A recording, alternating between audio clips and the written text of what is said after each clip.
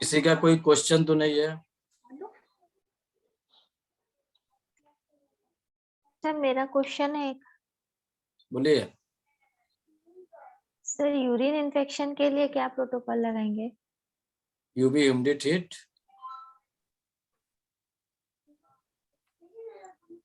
नहीं समझ में आया सर।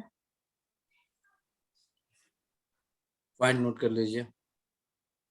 जी।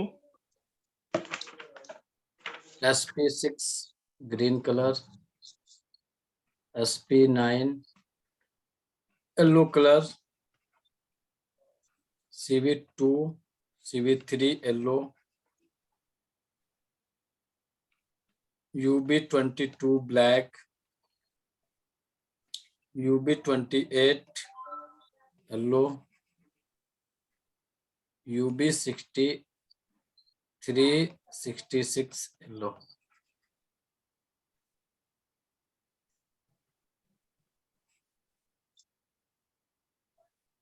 सर दर्द और जलन है जैसे यूरिन पास करते वक्त, तो यही सब प्रोटोकॉल यूज करेंगे?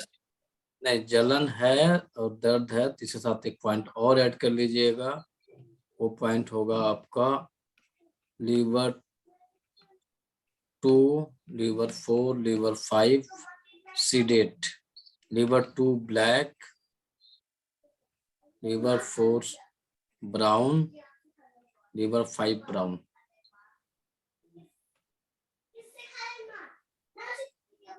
सीडेशन कर दीजिएगा, रिजल्ट मिल जाएगा आपको। सर वो दिखाइए ना फिर से। डिलीट हो गया है बच्चा। Lever 2, lever 4, lever 5 black brown.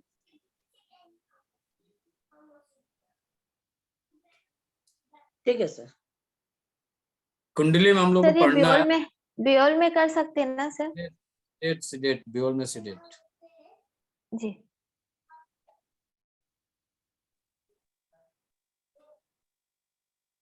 कुंडली हम लोग को पढ़ना शुरू करना है।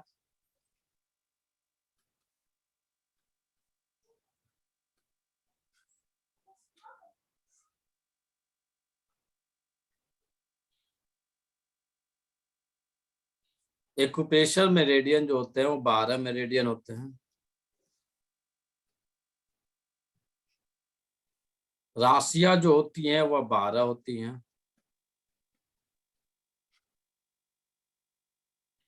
12 एक्यूप्रेशर मेरिडियन होते हैं, 12 राशियां होती हैं। साल में 360 दिन होते हैं।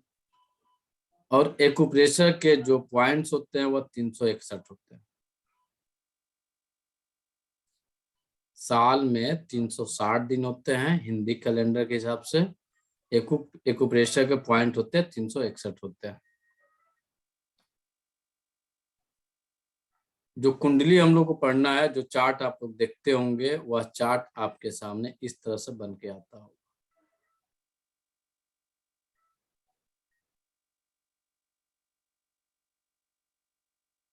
ये 12 भाव होते हैं, 12 घर होते हैं।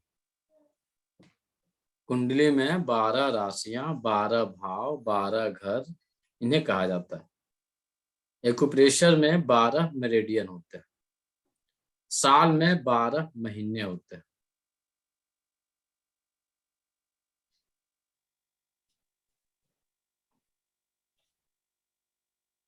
यह जो स्थान होता है, एक नंबर होता है, जिसे हम लग्न कहते हैं।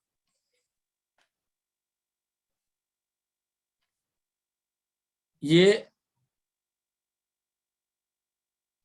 बढ़ते क्रम में होता है। 1 नंबर, 2 नंबर, 3, 4,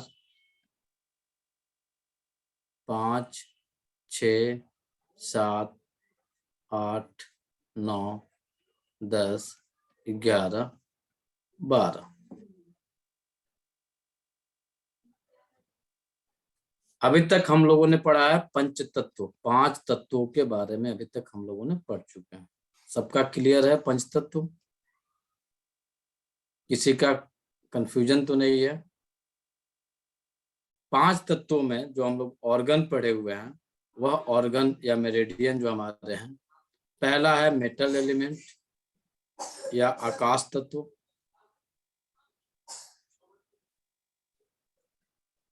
जो हम लोगों ने ऑर्गन पढ़ा Lu और Li।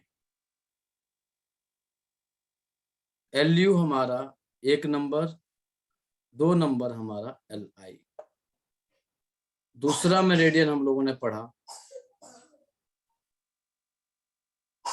मेटल के बाद, जब क्रम में चलेंगे हम लोग, तो पहली मेरिडियन हम लोग की आती है आकाश, आकाश के बाद से आता है जल। लेकिन यहाँ पे चेंजिंग हो जाता है थोड़ा सा। तो 2 नंबर का ऑर्गन हम लोग का यहाँ पे अटैच होता है, वह ऑर्गन अटैच होता है उल्टे क्रम में।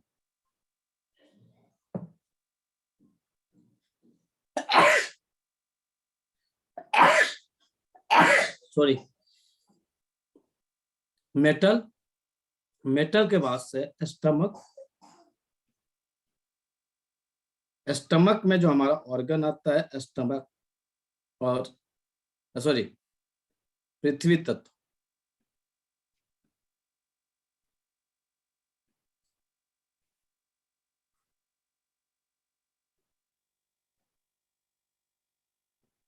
जो दूसरा एलिमेंट हम लोग को मिलता है पृथ्वी तत्व।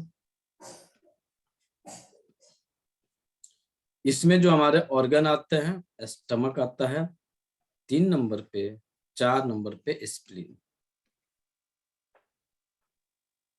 फिर तीसरा एलिमेंट आता है हम लोग का अग्नि तत्व। यहाँ पे उल्टे क्रम में लिया गया। अग्नि तत्व में हमारे 4 ऑर्गन आते हैं, लेकिन यहाँ पे केवल 2 ऑर्गन को लिया गया है जो अत्यधिक गर्मी वाले हैं। पहला है हार्ट 5 नंबर, दूसरा है स्मॉल इंटेस्टाइन 6 नंबर। इसके बाद से जो लिया गया है 4 नंबर पे, वह लिया गया है आपके जल तत्व को।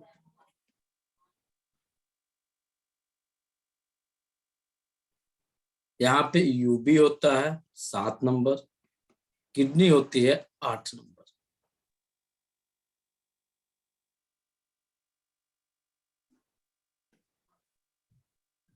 जल के बाद फिर फायर को लिया गया है अगला,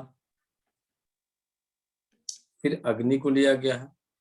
इसमें आता है हमारा पेरिकार्डियम और triple valve. Pericardium 9 number, pericardium 9 number, triple warmer 10 number, और लास्ट में हम लोग का ऑर्गन लिया जाता है वायु तत्व।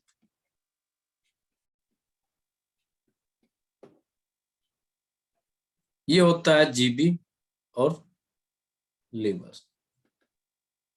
जीबी होता है 11 नंबर, लीवर होता है 12।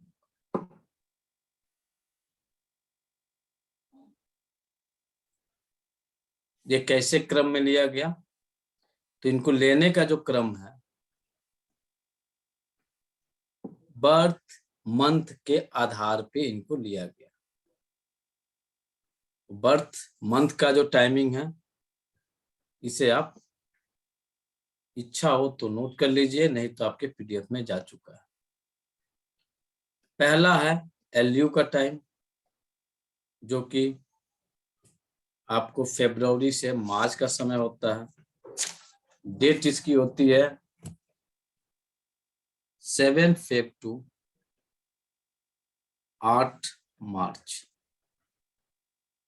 2 नंबर Li 9 मार्च से 8 अप्रैल। 3 नंबर स्टमक का टाइम है, 9 अप्रैल से 7 मई। ये हो गया 8 मई से 7 जून। स्प्लीन हो गया 4 नंबर।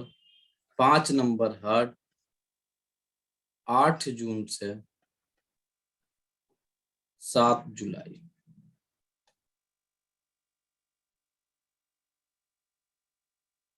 6 नंबर स्मॉल इंटेस्टाइन आया 8 जुलाई से 7 अगस्त। 7 नंबर यूबी आया 8 अगस्त से 7 सितंबर।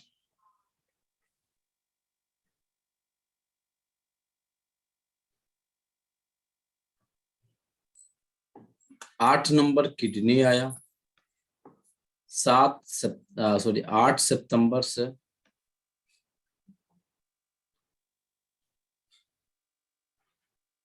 7 अक्टूबर। 9 नंबर पेरिकार्डियम आया 8 अक्टूबर से 7 नवंबर। 10 नंबर ट्रिपल वार्मर आया 8 नवंबर से 7 दिसंबर। 11 नंबर गॉलब्लैडर आया 8 दिसंबर से 7 जनवरी। लास्ट में 12 नंबर लीवर आया, ये 8 जनवरी से 6 फरवरी। इस समय इनका एनर्जी सबसे ज्यादा होता है। इन ऑर्गन में इन महीनों में सबसे ज्यादा एनर्जी रहती है।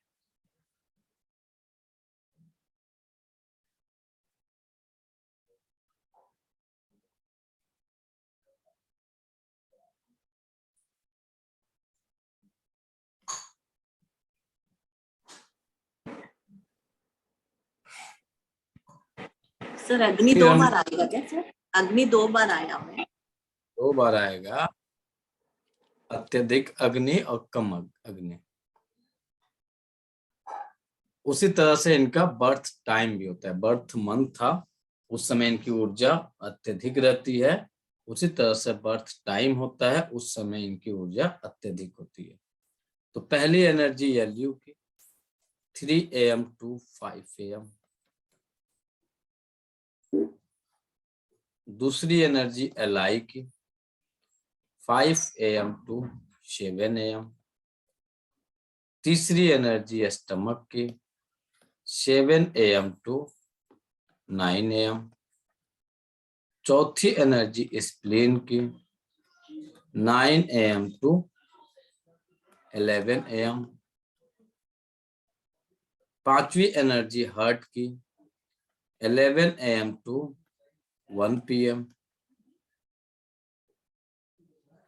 छठवीं एनर्जी स्मॉल इंटेस्टाइन की 1 PM to 3 PM। सातवीं एनर्जी यूबी की 3 PM to 5 PM। आठवीं एनर्जी किडनी की 5 PM to 7 PM। नौवीं एनर्जी पेरिकार्डियम की 7 PM to 9 PM। 10वीं एनर्जी ट्रिपल वार्मर की 9 PM to 11 PM। 11वीं एनर्जी गॉलब्लैडर की 11 PM to 1 AM। और 12वीं एनर्जी लीवर की 1 AM to 3 AM।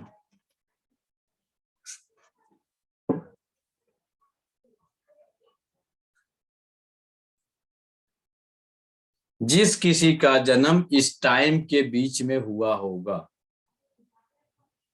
जिस किसी का भी जन्म इन टाइमों के बीच में हुआ होगा, जो 5 एलिमेंट कंसेप्ट हम लोगों ने अभी तक पढ़ा, इसका मेटाफिजिकल, इसका फिजिकल, इसका ये समस्याएं होंगी, वो सारी चीजें लागू हो जाएंगी बाय बर्थ। जैसे किसी का जन्म सुबह 3 से 5 के बीच में हुआ है या 3 बजे से 7 बजे के बीच में हुआ है, या किस एलिमेंट की एनर्जी को इंडिकेट कर रहा है? मेटल।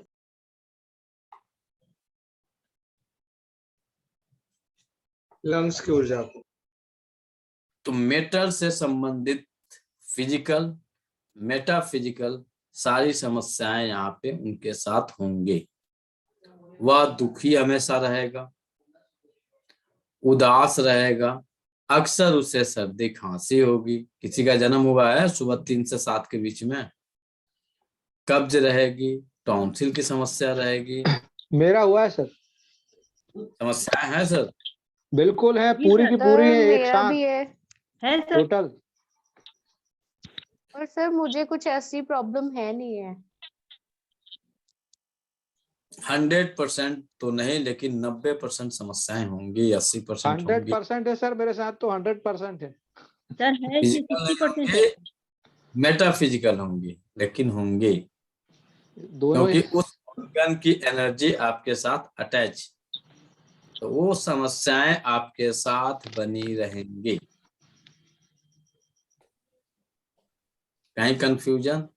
हाँ सर, 7 PM 7 PM तो कौन सा वाला पकड़ेंगे? किडनी 7 का PM पकड़ेंगे, पेरिकार्डियम पकड़ेंगे। पेरिकार्डियम चला जाएगा। और 6:59 तो 7 PM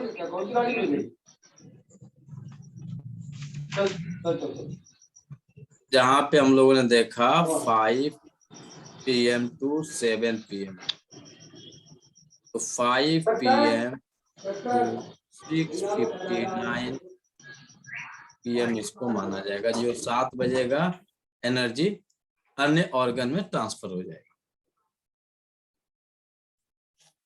6:59 तक का जो समय रहेगा वह आपके किडनी वाले में रहेगा। जो 7 बजेगा वह ट्रांसफर होकर पेरिकार्डियम में चला जाएगा।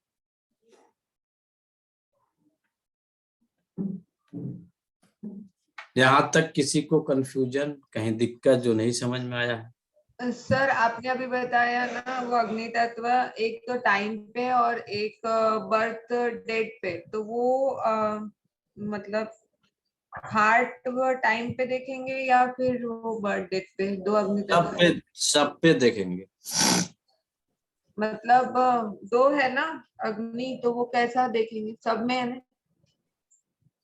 एक आपको मंथ वाइज एनर्जी मिला, ये डे वाइज है। 24 घंटे की एनर्जी आपको मिली अभी, और ये पूरे साल की एनर्जी मिली। तो जब हम डायग्नोस करने जाएंगे तो दोनों को चेक करेंगे। सर दोनों को अलग अलग, मतलब जो मंथ है पर टाइम मैच नहीं कर रहा।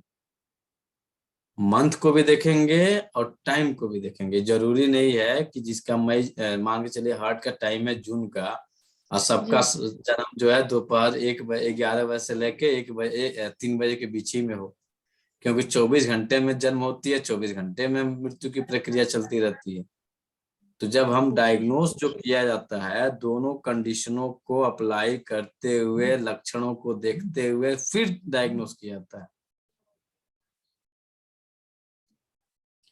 यही एक अच्छे थेरेपिस्ट की बहादुरी होती है, वो किस किस एंगल से देख के फिर डायग्नोस करता है। आप एक धल्ला मिल गया कि हम तो समय देख लिए, समय के हिसाब से आपने डायग्नोस कर दिया, लेकिन मंथ तो मिला ही नहीं।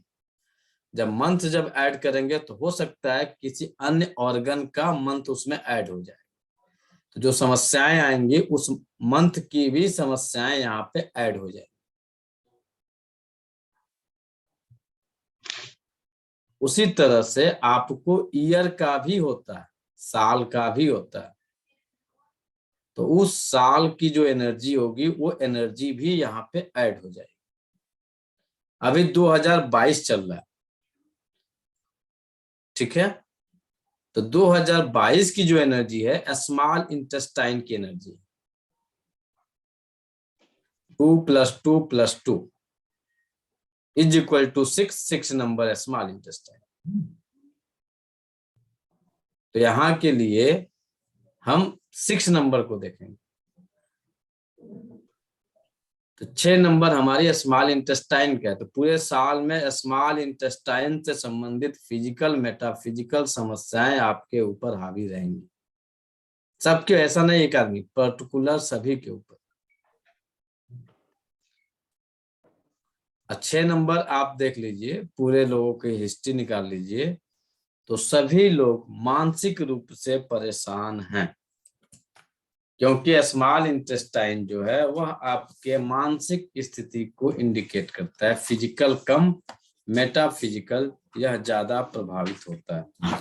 तो सर ये बर्थ का ईयर देखेंगे या लेटेस्ट जो ईयर चल रहा है उसका? सारी देखेंगे, सारी देखेंगे, सारी।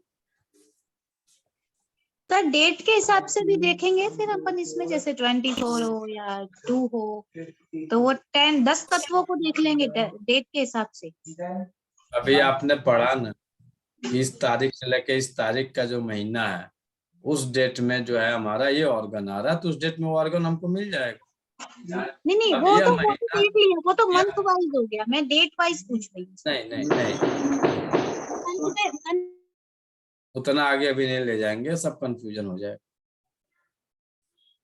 अभी जो साल चल रहा है 2022 चल रहा है, 2022 को 1 नंबर में कन्वर्ट करिए, कितना होगा? 6 नंबर। कितना होगा? 6 नंबर। और 6 नंबर इन नंबरिंग में देखिए कौन सा ऑर्गन हमको मिल रहा है 6 नंबर? Small intestine. तो स्मॉल इंटेस्टाइन का काम है भोजन को, हम लोग भोजन करते हैं, उस भोजन को शुद्ध अशुद्ध भागों में डिवाइड करना, बांटना, यानी लोगों को पहचान करना।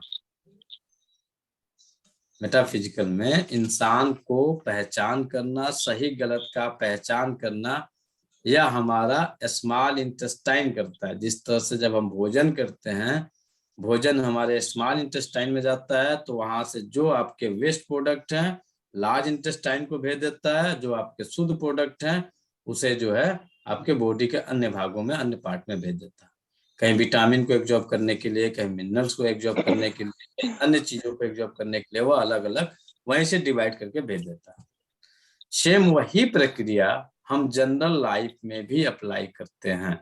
अब इस साल आप पूरे वॉच करिए 2022 को, आप केवल सही और गलत को पहचानने में लगाएं, अपने व्यापार को सही गलत करने में, अपने आप को सही गलत करने में, क्या सही है क्या गलत है, कैसे ठीक करें।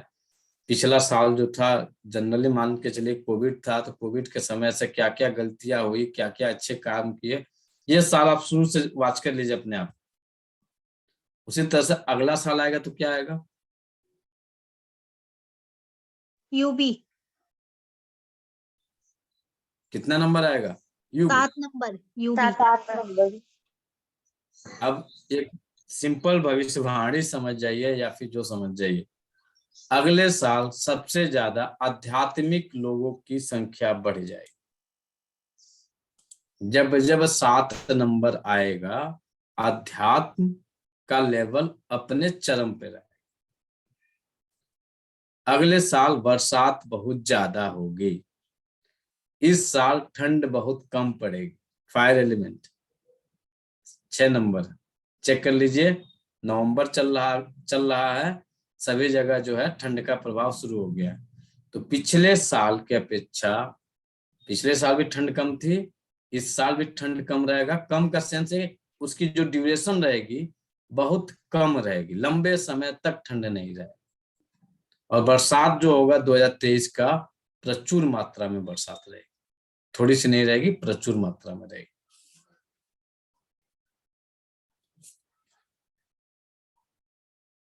क्लियर है?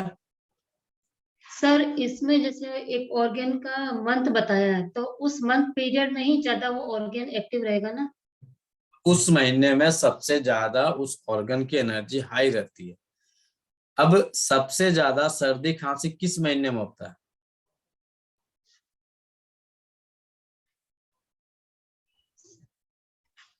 ठंडी के महीने में। कब कब होता है सर्दी खांसी बुखार?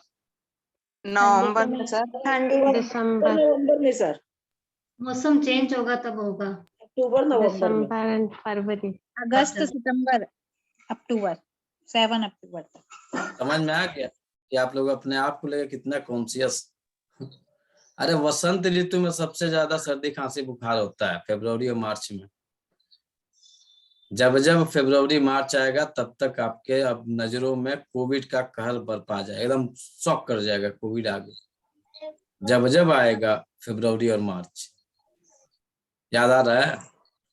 हार्ट के मरीजों की संख्या कब बढ़ती है?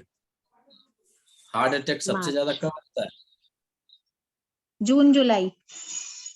किताबी ज्ञान मत बताइए, जनरल लाइफ में देख के, अगल बगल के देख के बताइए। तो सर्दियों में होते हैं। नहीं होता है। सर्दियों में पैरालिसिस अटैक आता है, हार्ट अटैक नहीं आता है, ब्रेन हेमरेज आता है। ये सर्दियों का समय कब रहता है? तो दी अभी जो नवंबर चल रहा है ना, ये किसका समय चल रहा है?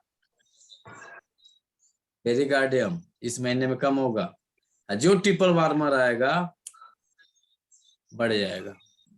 पैरालिसिस अटैक, ब्रेन हेमरेज जो दिसंबर महीने रहेगा अपने चरम पे रहेगा। क्लियर हो रहा है? सर ये चालू हो गया? ट्रिपल वार्मर के समय में नहीं और सॉरी पैराकार्डियम के समय में कम और ट्रिपल वार्मर में बढ़ जाएगा, ऐसे क्यों? पेरिकार्डियम आपके हार्ट का सुरक्षा कवच है, ट्रिपल वार्मर आपके स्पाइनल और ब्रेन का से संबंधित होता है। ब्रेन हेमरेज होता है ब्रेन से संबंधित, ओके। उसकी एनर्जी उस समय बढ़ी रहती है। ट्रिपल वार्मर का समय है आपका चालू हो गया 8 नवंबर से 7 दिसंबर, ये अपने पीक पे आना शुरू ये हो ऑल आएगा। ये पूरी दुनिया में होएगा फिर? पूरी दुनिया में होती है, एक जगह की थोड़ी ना बात हो रही है, वर्ल्ड वाइज बात हो रही है। उस समय उसकी एनर्जी बढ़ी रहती है, उस समय सबसे ज्यादा समस्या होती है। लंग्स की एनर्जी फरवरी है मार्च है, पूरी दुनिया में कोविड लंग्स आपके फरवरी में आना शुरू हो गया। हर साल आप चेक कर लीजिए, पिछले 2020, 2021, 2022 तीनों सालों को उठा के चेक करिए। मतलब सर सबसे इस ज्यादा समय में केसेस इसके पेशेंट ज्यादा मिलते हैं, इस उस समय में समय इसकी पेशेंट ज्यादा हो जाते पेशेंट हैं, ज्यादा जो मिलते उसकी भी एनर्जी घटी रहती हैं, है उस बाकी समय उनकी बीमारियों ऊर्जा पे बढ़ की जाती अपेक्षा ये ज्यादा होते हैं। ओके। है। सेम कंडीशन अब आप जब कुंडली बनाने जाएंगे तो केवल डेट ऑफ बर्थ जब आपके सामने मिलेगा तो उससे आप एक अनुमान लगा लेंगे, यह पेशेंट, यह आदमी इस महीने का जन्म लिया हुआ है, तो इस महीने के जन्म के कारण इसकी एनर्जी जो है इस ऑर्गन से है। यह समय में जन्म लिया है तो इस जन्म के समय का ऑर्गन यह एनर्जी है, और इस ईयर में लिया है तो इस ईयर की एनर्जी ये बनेगी। एक सिंपल उदाहरण के तौर पे बताते हैं, फिर आगे आप डायग्नोस करना सरल हो जाएगा आप लोग। कोई एक पर्सन अपना डेट ऑफ बर्थ बताए। 18 नवंबर 1967।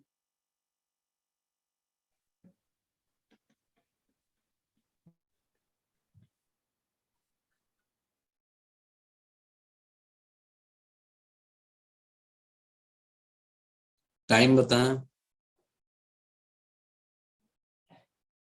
5 PM। क्या है? 5 PM, शाम को 5 बजे। 5 बजे है कि 4:59 है? सर इतना कंफर्म नहीं मालूम है। दोनों एक ही एलिमेंट में है। अब 18 नवंबर किस एलिमेंट से संबंधित है? Triple warmer, W. स्पाइन की प्रॉब्लम है, 5 PM किससे संबंधित है? किडनी। यूबी यूबी 1967 किससे संबंधित है? 6, 16, 9 1 10 10 10 7 17 8, 17 6 23 23 होगा, 3 2 5 हार्ट। 5 नंबर 8 से। जी सर। अब इनका पहला नंबर जो डेट ऑफ बर्थ के हिसाब से मिला वो मिला ट्रिपल वार्मर।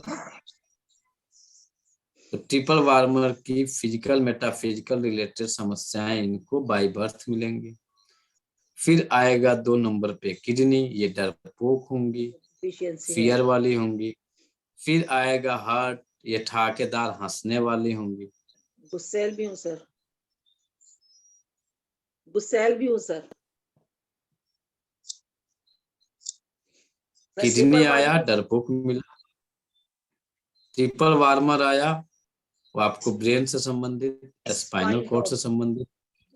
थोड़ी सी समस्याओं में जाएंगे तो हो सकता है कि इनको सर्वाइकल की समस्या है सर, हो तगड़ा है। सकता है कि लंबर हो सकता है कि इनको ब्रेन रिलेटेड कुछ समस्या हो। किडनी आएंगे तो हो सकता है यूरिन संबंधी समस्या हो।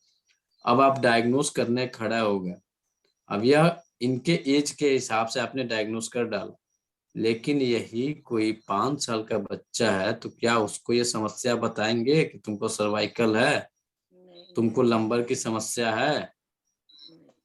यहाँ पे आपको क्या यूज करना होता है, आपका अपना प्रेजेंट ऑफ माइंड, जो कि किताबों में नहीं मिलेगा, आपको स्वयं उसको अप्लाई करना पड़ता है।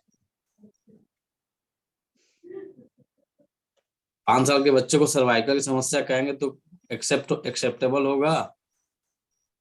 क्यों Jagdish sir?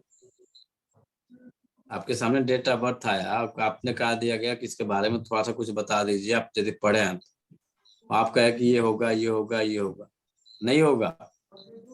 As according situation, condition, उसके आधार पे आप डायग्नोस बनाएंगे, क्योंकि ज्योतिष एक ऐसा सब्जेक्ट है कि पढ़ाया एक ही चीज आता है, अलग अलग लोग उसी को अलग अलग तरीके से बताते हैं।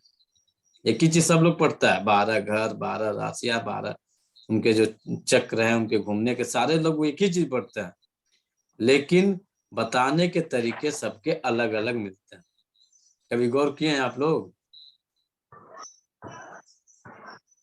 यह उस समय का उनका प्रेजेंट ऑफ माइंड वर्क करता है। सर एक क्वेश्चन पूछना है। जी सर, बताएं। जैसे आपने मेटल की कैरेक्टर के मेटाफिजिकल फिजिकल प्रॉपर्टीज बताई, दुखी, उदास, सर्दी, कब्ज, उसी प्रकार विंड, एयर, वाटर वगैरह के भी बता सकते हैं क्या? सर सारी एनर्जियों के बारे में बताएं सर, पांचों एलिमेंट को एक एक करके बताएं। आप रिकॉर्डिंग सुन लीजिए सर, मिल जाएगा। जी जी जी जी ठीक। कल हम अर्थ एलिमेंट के बारे में पूरा का पूरा क्लास अर्थ के लिए, उसके पहले फायर के लिए, उसके पहले विंड के लिए, तो जब राशियों में एंट्री करेंगे फिर से आपको एक बार मिल जाएगा। सर एक एग्जांपल और दीजिए ना। चलिए एक डेट ऑफ बर्थ और बताइए। 29 मई 1980। बोलिए पूनम जी। 1985। अब 29 मई किस एलिमेंट से संबंधित है? स्प्लीन। किससे संबंधित है?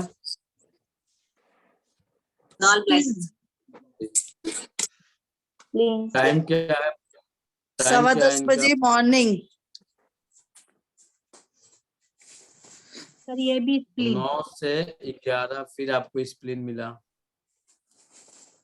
1985 को 1 नंबर में कन्वर्ट करिए। 9 1 10 10 8 18 18 5 5 नंबर ये आपका आ गया। फायर, हार्ट, इनकी समस्याओं के बारे में कोई थोड़ा सा बताएंगे? स्प्लीन है, कल ही हम लोगों ने पढ़ा, कल की क्लास थी आपके अर्थ एलिमेंट पे।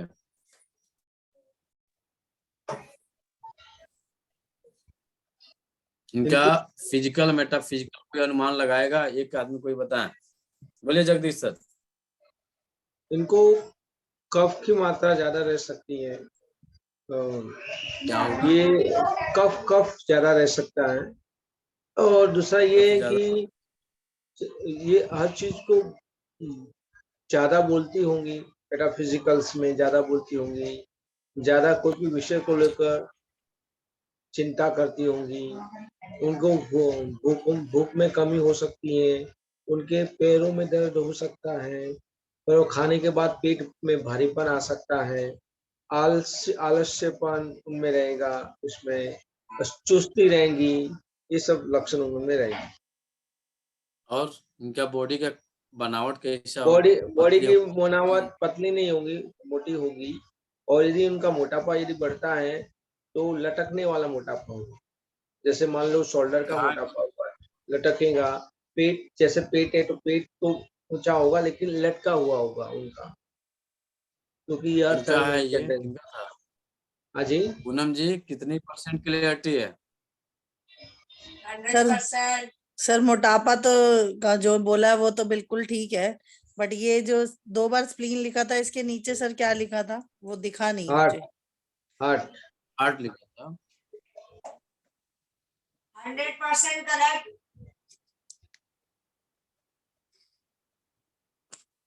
कितने % क्लियरिटी है? सर मेरा बेटा तो बोले 100% करेक्ट बोला है। बेटा ही सही बोलता है। हम अपने बारे में खुद नहीं जानते हैं, मेरी वाइफ जानेगी, मेरी बेटी जानेगी। सर वो मैं आप मतलब माइक ऑन है ना तो उसमें सुनाई दे रहा है इसलिए। मेरे हिसाब से उन्होंने जो बोला है सही बोला है, बाकी बुक मुझे मतलब लगती है इस तरह से तो नहीं है। पूनम जी ये पूरे लाइफ का चार्ट है, जब से आपका जन्म हुआ है तब से लेके ये अभी तक का चल रहा है। ये एक दिन का नहीं है। आज हो सकता है कि भूख आपको अच्छी लगती हो, लेकिन अक्सर में भूख से संबंधित समस्याएं ज्यादा रहेंगी और आप अक्सर 11 बजे खाएंगे। स्प्लीन की टाइमिंग पे बहुत मतलब जो जिसका टाइम रहता है, कोशिश करता है इंसान वह उसी टाइम को ज्यादा से ज्यादा टच करने के लिए। जैसे शाम को किसी का टाइम है 7 बजे, 9 बजे, 10 बजे, तो सुबह कम खाना खाएगा, रात में खाना ज्यादा खाएगा। जिसका सुबह का समय रहेगा सुबह में प्रचुर मात्रा में खाएगा, रात में कम खाएगा। ये नेचुरल होता है।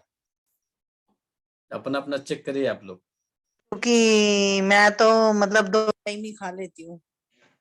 सर एसिडिटी और खट्टी डकार वगैरह भी इसी में आ जाएगा ना? नहीं, स्टमक में आएगा। ओके। इसमें सुस्ती रहेगा, आलसी रहेंगी, मोटापा रहेगा, काम करने में मन नहीं लगेगा, काम को शुरू करेंगे काम को पूरा नहीं करेंगे, ऊंचाइयों से डर लगेगा, पहाड़ों पे जाने के बाद से नीचे की तरफ देखेंगे तो डर लगेगा।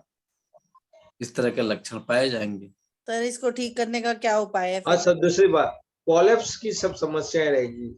जैसे प्रोलैप्स की समस्या रहेंगी। वेरिकॉन्वेंट बढ़े है, यूट्रस कोलैप्स है, हाँ यहाँ हो से सकता है। चेन्नई है, गाल है, सब। हाँ हाँ सारी चीजें प्रोलैप्स होने के चांसेस रहेंगे। एक डेटा बर्थ और निकालते हैं, डायग्नोस करिए, आप लोग करिए।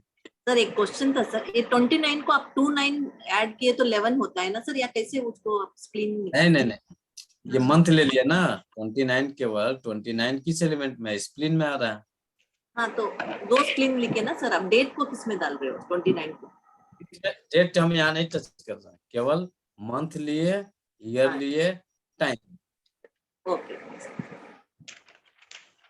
सर मैंने मेरा निकाला है, मेरा triple warming, second triple warming और यूरिनरी ब्लैडर ये आ रहा है। TW और UV। कोई इनके बारे में बताएगा? ये है आपका हॉटनेस एनर्जी या फायर एलिमेंट। इनको बेचैनी कौन ज्यादा बताएंगे? रहेगी। मैं बताऊं सर सर? इनको ब्रेन और ब्रेन की जगदीश सर प्रॉब्लम थोड़ा रहेगी, सर्वाइकल। अब रुक जाइए, नए लोगों को निकालने दीजिए। कुछ लोग हैं ना, वो भी तो बोले। बोलिए नीरव जी, इनके बारे में डायग्नोस करिए। अंकिता जी करिए। हो सकता है कि नीरज जी ऑफिस में हो, करिए। जी सर। बताइए इनके बारे में बताइए। TW है और UV है, यूनिरी ब्लेडर। और सर अभी पहले के मानसिक पूरे की रिकॉर्डिंग ज्यादा ठीक से परेशान देखे होंगी नहीं है, नहीं बता पाऊंगी एग्जैक्ट। TW है, अभी थोड़ा देर पहले इस पे चर्चा हुआ। TW आपके स्पाइन से मानसिक रूप संबंधित से है, परेशान होंगी, आपके ब्रेन से माइंड से संबंधित चलेंगी है, तो मानसिक रूप से ज्यादा परेशान होंगी। तो या आपका UV जो है ये आपके जेनिटल ऑर्गन से संबंधित है, यूरिन से संबंधित है, आध्यात्मिक होंगी, पूजा पाठ करने वाली होंगी, विल पावर इनका स्ट्रांग होगा। विल पावर घटेगा तो डरपोक हो जाएंगी, एकदम कॉन्शियस हो जाएंगी।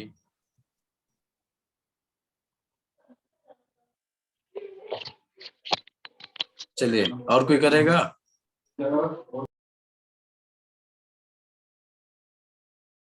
मीरा जी, ये डायग्नोसिस का TW है, TW है, UB है।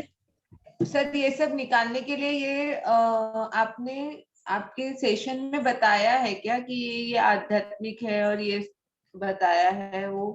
अभी तो पिछले 5 दिन जो 5 एलिमेंट पढ़े, क्या पढ़ रहे थे हम लोग? उसी से रिलेटेड ये आएगा क्या? उसी को तो यहाँ कनेक्ट कर रहे हैं। ओके, ठीक पंच है। तत्व आपको एक एक चीज क्यों पढ़ा है? इसलिए पढ़ा है आपको ये पूरा 5 तत्व, ताकि आपको इस समय कनेक्ट करने में सरलता मिलेगी। उसको सरल बनाने के लिए पहले आपको हमने 5 एलिमेंट को पढ़ाया, नहीं तो यूं ही पढ़ा के निकल जाते। क्यों? उन 5 तत्वों को समझने के लिए, ताकि आप केवल 5 तत्व समझ गए। 5 तत्व के ऑर्गन को आपको एक एक ऑर्गन के बारे में बताया, उनका फिजिकल मेटाफिजिकल समस्याओं के बारे में बताया, उनके स्वाद के बारे में बताया। अब इनका जो स्वाद होगा, यह नमकीन खाना ज्यादा पसंद करेंगे बर्थ के हिसाब से, और खाने में कड़वी चीजों की भी शौकीन होंगी। जैसे कोई इनसे जूस दे दीजिए, जैसे करेले का जूस हो, ये कहेंगे कि हेल्थ के लिए बेटर होता है, इसे पीना चाहिए, हम पीते हैं। बाकी अन्य कोई आपका गिलोय का जूस हो गया, गिलोय का पत्ते चबा लेना, जो हर्ब्स हैं, जो कड़वी चीजें हैं, उसको खाने में इनको कोई तकलीफ नहीं होगी। नमकीन चीजों को कोई खाने में तकलीफ नहीं होगी। मीठा खाना कर दीजिए, नहीं खा सकते, इनको तकलीफ होगी। मीठा इनसे नहीं पसंद होगा, स्पाइसी पसंद नहीं होगा। जब जब बीमार पड़ेंगे तो मीठा खाना शुरू कर देंगे, स्पाइसी खाना शुरू कर देंगे। हेल्दी है, कोई बीमारी नहीं है, तो कड़वी चीजें खाएंगे, नमकीन चीजें खाएंगे। कनेक्ट हो रहा है कि नहीं हो रहा? अरे नमकीन चीज हम यूबी से लिए, TW के कारण हम फायर को ले लिए, फायर का स्वाद कड़वा है। खुशमिजाजी होंगी, हंसने खेलने वाली होंगी, हैप्पी रहती होंगी। जब हैप्पी से कन्वर्ट होगा तो उदासी में जाएंगे, उदासी में जाएंगे तो स्पाइसी खाएंगे। ज्यादा बोलना शुरू करेंगे तो मीठा खाएंगे। लेकिन जनरल लाइफ इनकी जो है, कड़वी स्वाद को, कड़वी बातों को सुनना सुनाना इनकी लाइफ की एक क्वालिटी होगी। सर ये कड़वी बातें अपने बच्चों को सुनाए, अपने फैमिली मेंबर में किसी अन्य पर्सन को सुनाए, जो कहनी है एकदम स्पष्ट मुंह पे कहने के गुण इनके अंदर पाए जाएंगे।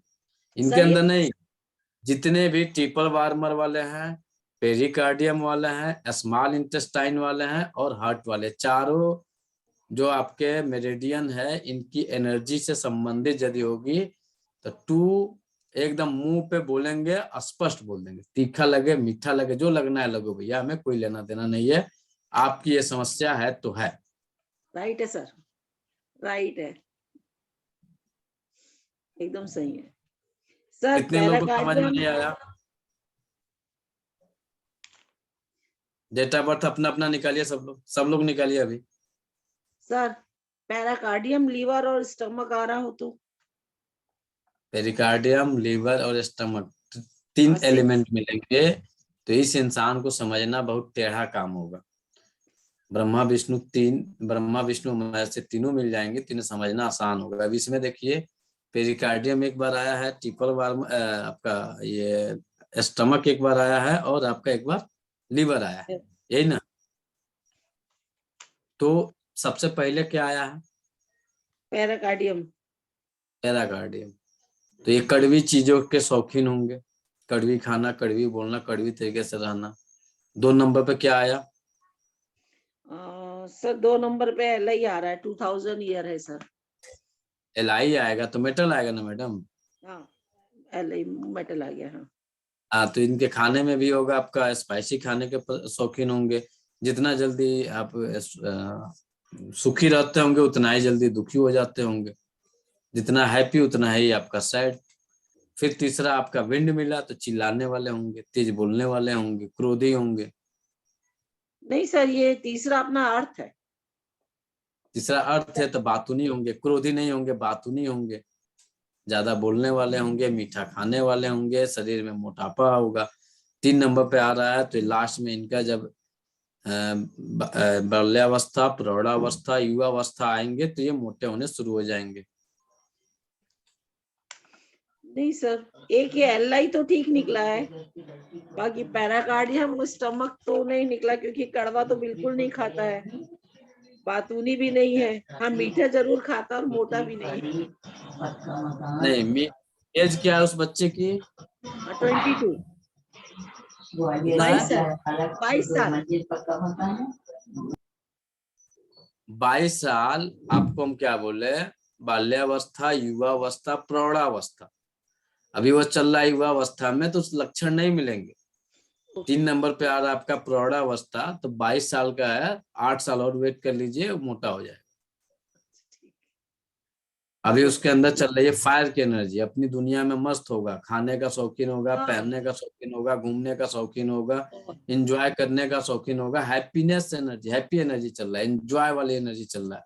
बहुत बढ़िया सर। गर्लफ्रेंड बनाएगा, गर्लफ्रेंड को लेके घूमेगा, इस समय एकदम मस्त रहेगा, कोई दिक्कत नहीं। ठीक है सर। मतलब सर इसको निकालने का मेन मजा 30 के बाद वालों का ही है, सब क्लियर हो जाता है। नहीं भाई, अभी मीठा आपने एक्सेप्ट कर लिया, आपके सामने नहीं बोलता है। अब ये एज चल रहा है जॉय का। अब 22 साल का बच्चा किसके साथ जॉय करेगा? हाँ, नेचुरल फ्रेंड्स और के साथ करेगा। अब उसके फ्रेंड को उठा के पूछिए कि मेरा बेटा चुप रहता है कि मेरा बेटा ज्यादा बोलता है, वो बताएगा। सही है। कोई बच्चा अपने माँ बाप के सामने दुनिया का सबसे शरीफ बच्चा होता है। क्यों अंकिता जी? कोई बच्चा है 22 साल का हो, 25 साल का हो, शरीफ ना हो? सबसे दुनिया का सबसे शरीफ बच्चा अपने माँ और पापा के पास ही रहता है। उसकी हिस्ट्री निकाली, बात नहीं होगा मीठा खा रहा है तो। आप अपने बच्चे के स्वाद को देख के आप डायग्नोस कर लीजिए कि मेरा बेटा स्पाइसी और मीठा दोनों खाता है, दोनों का ही शौकीन है। तो आपका इसके हिसाब से आप डायग्नोस बना लीजिए, क्या है डायग्नोस बन रहा है। अब उसके हिसाब से आप उसको ट्रीट कर लीजिए।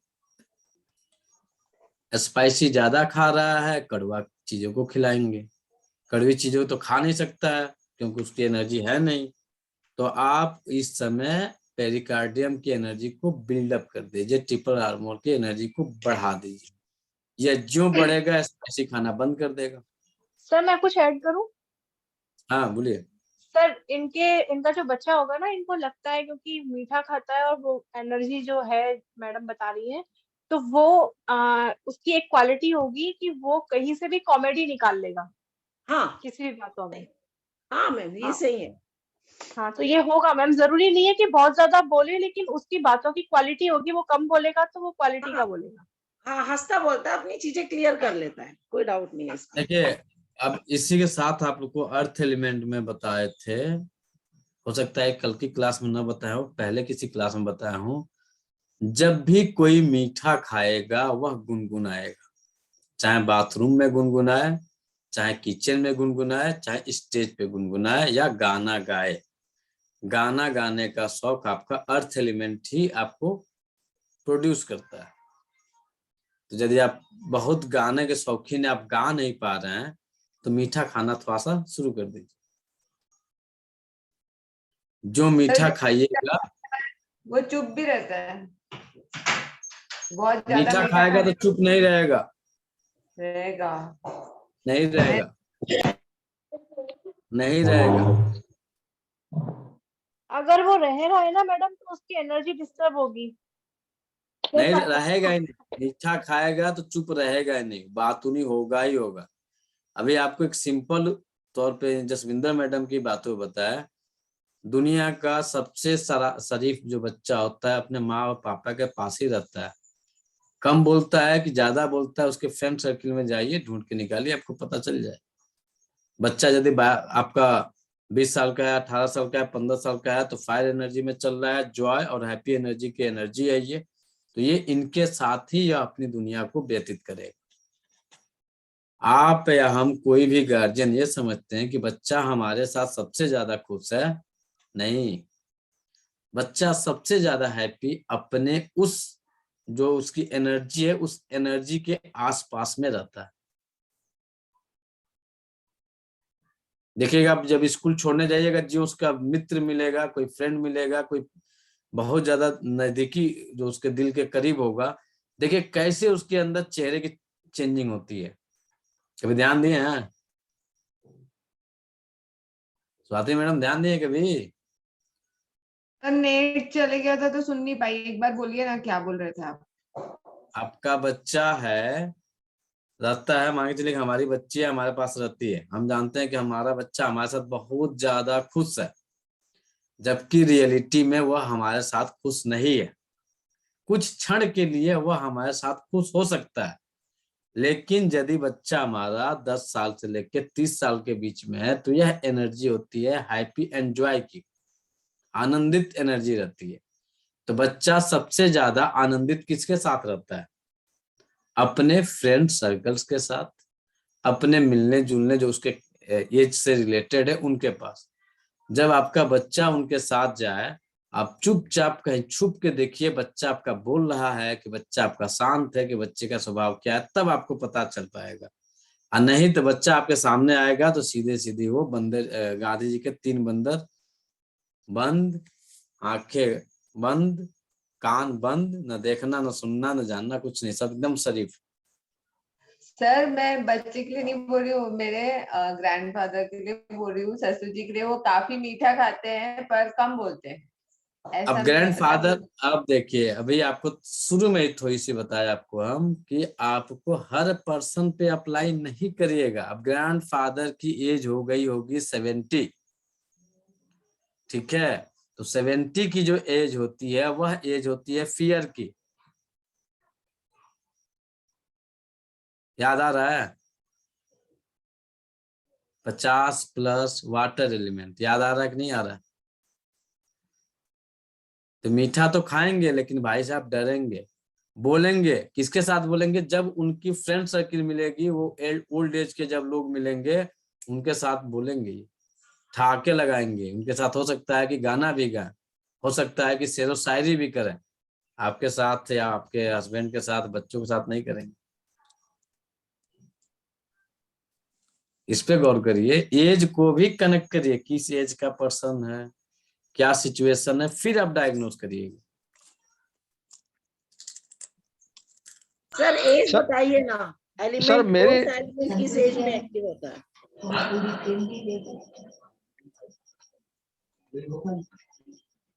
आप लोग एक बहुत बड़ी गलती कर रहे हैं, माफी चाहेंगे, रिकॉर्डिंग नहीं देख रहे हैं। सर जब नहीं देख रिकॉर्डिंग सकते। नहीं देखिएगा तो आपको क्लियर नहीं होगा, नोट कर लीजिए।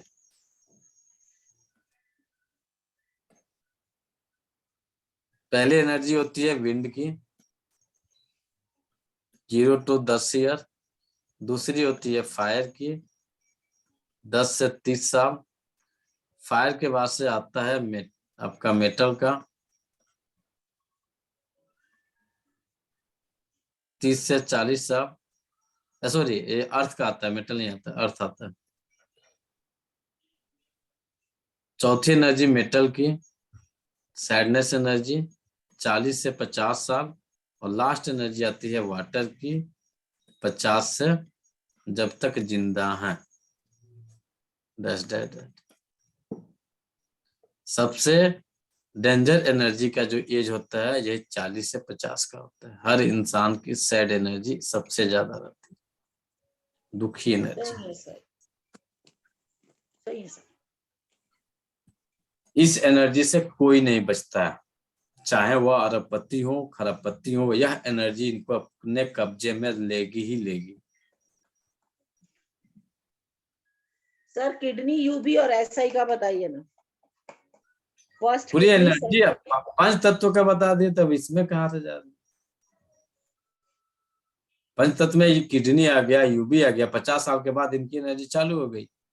नहीं वो तो ठीक है सर। सैड एनर्जी 40 से 50 के बीच में होती है, तो 40 से 50 के बीच में कोई पर्सन इस दुखी चीजों से छुटकारा नहीं मिलता है। कारण क्या रहती है, नोट करिए। इस समय बच्चे का एजुकेशन हायर एजुकेशन में चला जाता है, जब आपकी एज 50 साल हो। अब आप 50 साल में शादी करिएगा तो थोड़ा ना उसका मायने रखता है, मायने रखेगा? नहीं रखने वाला। तो यदि आपकी शादी, जो भारत सरकार, जो संविधान हमारा कहता है 21 साल के बाद यदि शादी हो गई, तो जब हम 40 क्रॉस करेंगे तो बच्चा हमारा जो होगा वो 20 साल, 18 साल, 17 साल का बच्चा हमारा हो गया रहेगा। वह बच्चा एजुकेशन के लिए, हायर स्टडी करने के लिए निकल जाएगा। बेटी होगी, यदि वह भी 2, 4, 5 साल में 40 के बाद जाएंगे, तो इनकी शादी, इनका कैरियर, आपका अपना घर, अपनी सारी चीजों का जो जिम्मेदारी होती है वो 40 से 50 के बीच में रहता है, यदि आपने सही समय पे शादी किया है तो। अब आप 40 साल के एज में शादी करिए, कहिए कि हमारी लाइफ तो सैडनेस नहीं हो सकती है, तो सबसे ज्यादा सैडनेस एनर्जी आप ही की लाइफ में रहेगी। तरीका कहीं और हो जाएगा, कन्वर्ट कहीं और चला जाएगा, लेकिन सैड एनर्जी आपके ऊपर हावी रहेगी। आप जूझिएगा किसके लिए? तो बच्चों के लिए जूझिएगा, वाइफ को लेके परेशान रहिए। कहीं ना कहीं से यह एनर्जी किसी को अछूता नहीं करती है, उनको टच करके ही मानेगी। अब 50 साल के बाद से कितने भी आप करोड़पति हो, आपकी प्रॉपर्टी को लेके आप हमेशा फियर में डेवलप कर जाइएगा। बच्चे को कहाँ सेटल करें तो कर दिए, अब जो प्रॉपर्टी बनाया है इसको कैसे सेट करें, बेटा को दे कि बेटी को दे कि दान करे, ये सारी एनर्जी आपको उस समय सबसे ज्यादा हावी हो जाती है। जवानी में प्रॉपर्टी को लेके कोई रहता है एकदम कि डर नहीं है? डर कब बनती है? 50 के बाद बनती है। यदि सही समय पे शादी हो गई है, उनके बच्चे हो गए हैं, तो यह एनर्जी उस समय सबसे ज्यादा हावी हो जाती है। ठीक है, रिकॉर्डिंग स्टार्ट कर दीजिए। हमेशा ध्यान रखिएगा कि जब भी मेरिडियन चलेंगे, बाइलेटरल मेरिडियन चलेंगे, लेफ्ट और राइट दोनों साइड चलेंगे। तो जो लंग्स मेरिडियन की हम लोग शुरुआत कर रहे हैं, वह लंग्स मेरिडियन हमारा जो शुरू होता है उसको डायग्नोस करना हम लोगों को। तो सबसे पहले हम लोग देखेंगे कि यह कैसे पकड़ेंगे इसको हम।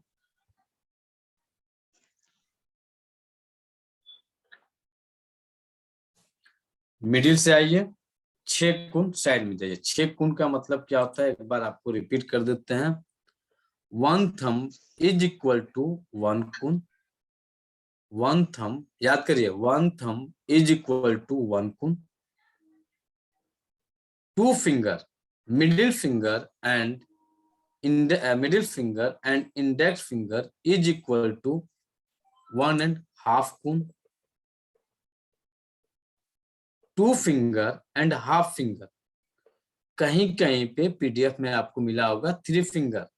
3 finger नहीं होता है, हाफ फिंगर होता है। रिंग फिंगर का हाफ फिंगर जब मिलेगा तो जाके होगा आपका 2 कोण। And 4 finger is equal to 3 कोण। तो हमें मेजरमेंट करने हैं 6 कोण। अब हमारा सेंट्रल लाइन आया, यहां से अब देखेंगे हम 3 और ये 3, 6। इसके ठीक ऊपर साइड में आप अपने हाथ को ऐसे फिसलाइए, तो देखिए यहाँ पे जाके आपको स्वतः आपका हाथ वहां जाके टिक जाएगा, रुक जाएगा। ये कहाँ रुकेगा? ये रुकेगा कहाँ पे?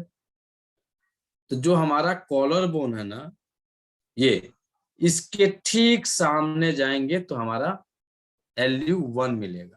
जो हमारा कॉलर बोन ये दिख रहा है, इसके ठीक सामने जाएंगे LU1 हमारा मिल जाएगा। आपका हाथ जाइए, स्वतः वहीं पे जाके टिकेगा। चेक करिए, हाथ को ऐसे फिसलाइए और यह दूरी 6 कोण या 8 फिंगर की है, यहां से लेके इसके सेंटर तक। चेक कर लीजिए, नाप लीजिए। इसको नापेंगे कैसे? आपको लग रहा है कि नहीं नाप पाएंगे, तो आप एक स्केल रखिए, स्केल से अपने फिंगर को नापिए, उसकी दूरी को नाप लीजिए। तो यहाँ हल्का सा डंप है वहीं पे, तो स्वतः आपका हाथ वहीं पे जाकर टिक जाएगा, वहीं जाएगा, वहीं टिक जाएगा। ठीक बोल। वह होगा आपका LU1। और वहां से 1 थंब की दूरी नाप लीजिए, वह हो जाएगा LU2। नीचे ना सर कि ऊपर? ऊपर ऊपर ऊपर जाएंगे, यहाँ से LU1 और ऊपर साइड में जाएंगे तो LU2 हमारा यहाँ पे। अब जितने लोगों को LU1 पे आप प्रेशर देना शुरू करिए, ऐसे पकड़िए, प्रेशर दीजिए।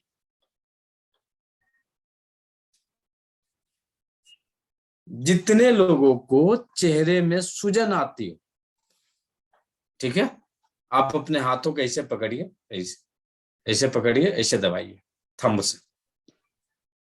आप अपने LE1 को दबा रहे हैं। यदि आपको यहाँ पे दर्द मिल रहा है किसी को, ऐसे पकड़िए दोनों साइड में, ऐसे दबाइए। जी सर। इसे अंदर नहीं जाना है, इस एक्यूरेट आपका थंब वही LE1 पे जाके टिकेगा। इसे हाथ रखेंगे, आपका LE1 पे जाके टिक जाएगा और यहाँ पे दबाइए। सर ये आप LU1 कॉलर बोन से थोड़ा सा नीचे है क्या? नीचे नीचे नीचे आएगा, थोड़ा सा, कॉलर बोन से थोड़ा सा नीचे। थोड़ा सा नीचे आएगा, एकदम उसी लाइन पे है। सर राइट साइड में पेन हो रहा है पर लेफ्ट में नहीं हो रहा है। लेफ्ट में नहीं हो रहा है, लेफ्ट के जो आपके 2 लोब है लंग्स के सही सलामत है, कोई दिक्कत नहीं है, लेकिन राइट लोब्स में कोई समस्या आई होगी। पास्ट कोविड तो नहीं था। ब्रीदिंग का प्रॉब्लम है थोड़ा। सेम मेरे भी में नहीं हो रहा है, राइट में। तो लंग्स में आपके टोटल मिलके 5 लोब होते हैं, 3 लोब राइट में, 2 लोब लेफ्ट में। तो यदि किसी को इस LU1 बिंदु पे पेन है तो उनकी लंग्स की एनर्जी में कहीं ना कहीं कोई समस्या चल रही है, लंग्स की एनर्जी इम्बैलेंस है। अब चलेंगे एलोपैथ के हिसाब से, तो लंग्स में कोई दिक्कत चल रही है, जिस कारण से वह पेशेंट जब सुबह सो के उठेगा तो उसके चेहरे पे स्वेलिंग पाई जाएगी। तो चेहरे की सूजन, हाथ पैरों की सूजन को ठीक करने का बहुत अच्छा बिंदु है LU1। अब जितने लोगों को राइट साइड में पेन है, आप अपने पैर को चेक करिए। सुबह उठिएगा तो आपका फेस दिख जाएगा, थोड़ा देर जब आप धूप निकलती है तो चेहरा जो सूजा रहता है धीरे धीरे कम हो जाता है। सेम पैर का भी वही कंडीशन होता है, कुछ लोगों के पैर अत्यधिक समय सूजे रहते हैं। तो राइट कैसे का चेक रहा करेंगे? तो राइट बॉडी को, लेफ्ट का रहा तो लेफ्ट साइड को चेक कर लिएगा। तो बहुत सिंपल है, आप अपने पैर को लीजिए, लेके ऐसे दबाइए, ऐसे पकड़िए और ऐसे दबाइए। जब ऐसे दबाएंगे तो गड्ढा बन जाएगा, फिर ऐसे चेक करेंगे तो आपको वहां पे सूजन की तरफ फील होगा। सर कौन सा पैर करना है, राइट वाला लेफ्ट वाला? दोनों करना है। ये हाथ और पैरों की बात हो रही है। यदि आपके LU1 बिंदु पे पेन मिल रहा है तो आपके चेहरे पे, आपके हाथ पैरों में सूजन पाई जा सकती है। सर अगर सूजन नहीं हो तो फिर भी तो राइटिस में दर्द आ रहा है। बता रहा। इसके अलावा यदि आपको इस बिंदु पे पेन है तो आपको भूलने की बीमारी है। मेमोरी कम की बात नहीं चल रही, भूलने की बीमारी।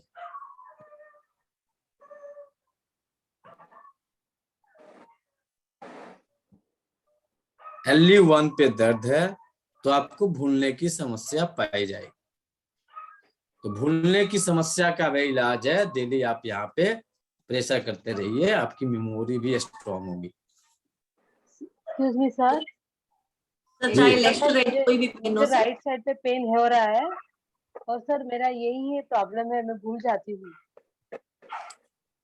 प्रॉब्लम की समस्या क्लास के बाद, फ्लो मत तोड़िए लोग, क्योंकि फ्लो बड़ी मुश्किल से बन रहा है। अभी इसको लग गया हमको 2 दिन बनाने में, तो सुन लीजिए, लास्ट में डिस्कस कर लीजिएगा। तो LU1 यदि आपको भूलने की समस्या है, हाथ पैर चेहरे में सूजन है, LU1 पे यदि पेन है तो आपको सांस फूलने की भी समस्या पाई जा सकती है।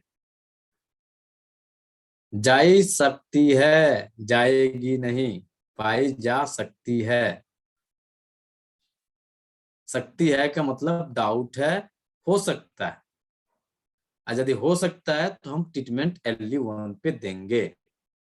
यदि आपको सांस फूल रही है तो आप ट्रीटमेंट LU1 पे देंगे।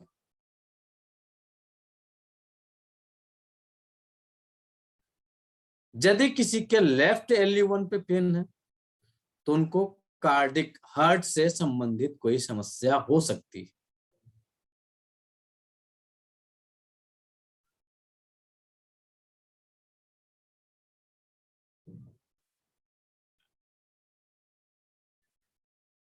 इसके अलावा यदि किसी को खाने से स्मेल आ रहा हो, खाना अच्छा नहीं लगता हो, कब होता है? खाना अच्छा नहीं लगता है, खाना से स्मेल आ रही नहीं खाना है, या किस कंडीशन में बनता है? सर प्रेगनेंसी में। प्रेगनेंसी का साइड करिए। उसके अलावा फीवर में, जब आपको कफ बनती है, कफ जा- खांसी होती है, तब आपको खाना खाने की इच्छा नहीं होती है, खाना खाना नहीं पसंद होता है। खांसी हो गया, कफ होने हो गया, बुखार आ गया, इस कंडीशन में आपको खाना अच्छा नहीं लगेगा। क्लियर?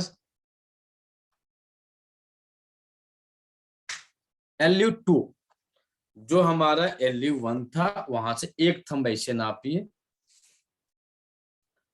जहां पे आपका एक थंब यानी एक कुन की दूरी जाएगी, तो आपको एक कुन की दूरी ऊपर साइड जाएंगे तो आपका LU2 मिलेगा।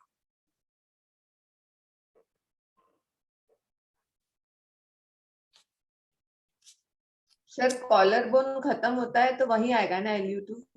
एक थंब नापिए, जरूरी नहीं है। किसी के कॉलर बोन में हो सकता है कि बनावट में भी गड़बड़ी आ जाती है, किसी का फैट एक्सेस हो जाए, या कहीं कारणवश फ्रैक्चर हो जाए, या किसी अन्य कारण से इधर उधर हो सकता है। तो जहां पे आपका LU1 मिला, वहां से एक थंब की दूरी नाप लीजिए, आपका LU2 मिल जाएगा।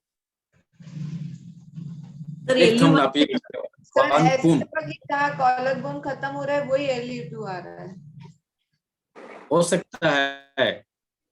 जहां पे आपका LU1 मान के चलिए हमारा यहाँ मिला, यहाँ से एक थंब आगे बढ़ेंगे, LU1 पर सर मार्किंग यहीं करेंगे। पे आएगा ना कि LU2? मैडम नहीं, ऐसे नहीं क्लियर होता है। अभी हम देखे होंगे, आप लोग पूरा शर्ट का बटन खोले फिर आपको दिखाया, लोकेट कराने की कोशिश किए, तो ऐसे कहाँ दिख रहा है? आपको दिख रहा है? नहीं दिख रहा होगा हमारा। तो आपको सरल तरीका है, LU1 जहां पे मिला वहां से एक थंब लीजिए, ऐसे नाप लीजिए, वो आपका LU2 हो जाएगा।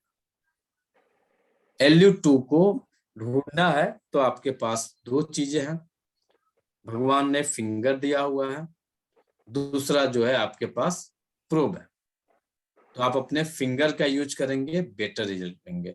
ऐसे लीजिए, ऐसे पकड़ के दबा के चेक कर लीजिए। तो जहां पे पॉइंट होगा, कोई भी पॉइंट, वह आपका पेनफुल होता है, चाहे LU1 हो, LU2 हो, कम पेनफुल होगा, ज्यादा पेनफुल होगा। ज्यादा पेनफुल है तो समस्या ज्यादा है, पेनफुल कम है तो कोई समस्या नहीं है, नॉर्मल पेन है। तो यदि उसी पेन में बढ़ोतरी वाला पेन मिल रहा है तो वहां पे समस्या है। जैसे आप लोगों ने डिसाइड किया कि नहीं लेफ्ट में हमारे पेन नहीं है, राइट में पेन है, जबकि आप दबाएंगे तो लेफ्ट में भी तो पेन मिलेगा।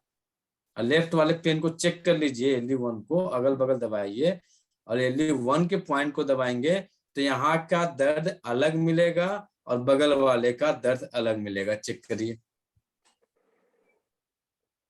मिल रहा है? सर लेफ्ट में पेन है सर। लेफ्ट में है, अलग टाइप का मिल रहा है कि सेम मिल रहा है? जहां पे आपको लेफ्ट मिला, मान के चलिए हमको यहाँ पे लेफ्ट में मिला, यहाँ पे हमको लेफ्ट में मिला, ठीक है। अब हमने यहाँ दबाया, थोड़ा सा इधर दबाएंगे, इधर दबाएंगे, अगल बगल दबा के चेक करेंगे कि एग्जैक्ट दर्द हमारा कहाँ मिल रहा है। तो जहां पे हमारा पॉइंट होगा वहां का दर्द अलग टाइप का होगा। चुभन सा शार्प दर्द है, चुभन जैसा है। शार्प दर्द होगा, चुभन टाइप का दर्द होगा। चेक करिए, हाँ सिम्टम भी मिल रहा है? नहीं मिल रहा पूनम जी? मिला क्यों सर। नहीं मिला? चारों तरफ दर्द को चेक करिए ना। पारस सर, चेंजिंग है कुछ? उसी तरह से चल रहा है? नहीं सर, फर्क तो है। फर्क सुबह है सर, वही आपको बोला, यहाँ पे सुबह ज्यादा बहुत लगता है। चुभन जैसा है। तो पॉइंट को लोकेशन करने का तरीका यही होगा। जब आप प्रैक्टिस करने जाइएगा तो मान के चलिए, जब आप पॉइंट को प्रेस करिएगा, पेशेंट कोई तकलीफ में नहीं है, नॉर्मल चल रहा है, समझिए कि आप पॉइंट का लोकेशन सही नहीं किए। जो सही लोकेशन करेंगे उसके चेहरे की क्या होगी, चार्मिंग बदल जाएगी, तुरंत जो है मुंह लटक जाएगा या फिर पेन के सिम्टम वो देने शुरू कर देंगे। अब यहाँ दर्द हो रहा है तो क्या हो रहा है, नाकें सिकुड़ रही हैं, आंखें छोटी हो रही हैं।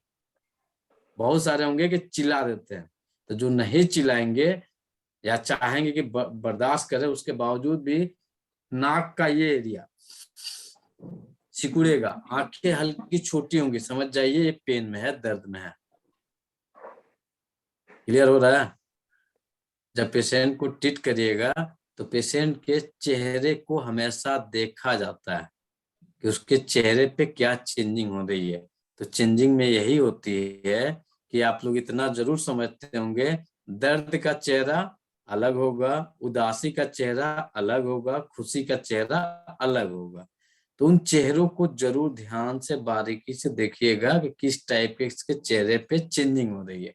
और जो दर्द वाला मिला, ज्यादा सिकुड़ा, त्यों पकड़ के दबा दीजिए। इतना तेज नहीं दबाना है कि आपके मसल क्रैक कर जाए या फिर मसल्स में चोट लग जाए। उतना दबाना है कि उसे बर्दाश्त हो जाए और आपको अच्छे रिजल्ट मिल जाए। आप ऐसे पकड़ के सहलाएंगे, रिजल्ट नहीं मिलने वाले हैं। आप पकड़िए, धक्के दबा दीजिए, उतना प्रेशर देंगे कि एक बार आह कर दे, बस हो गया इलाज। एक बार उसके मुंह से आह निकल गई, सटीक पॉइंट पे आप लोकेट कर ली।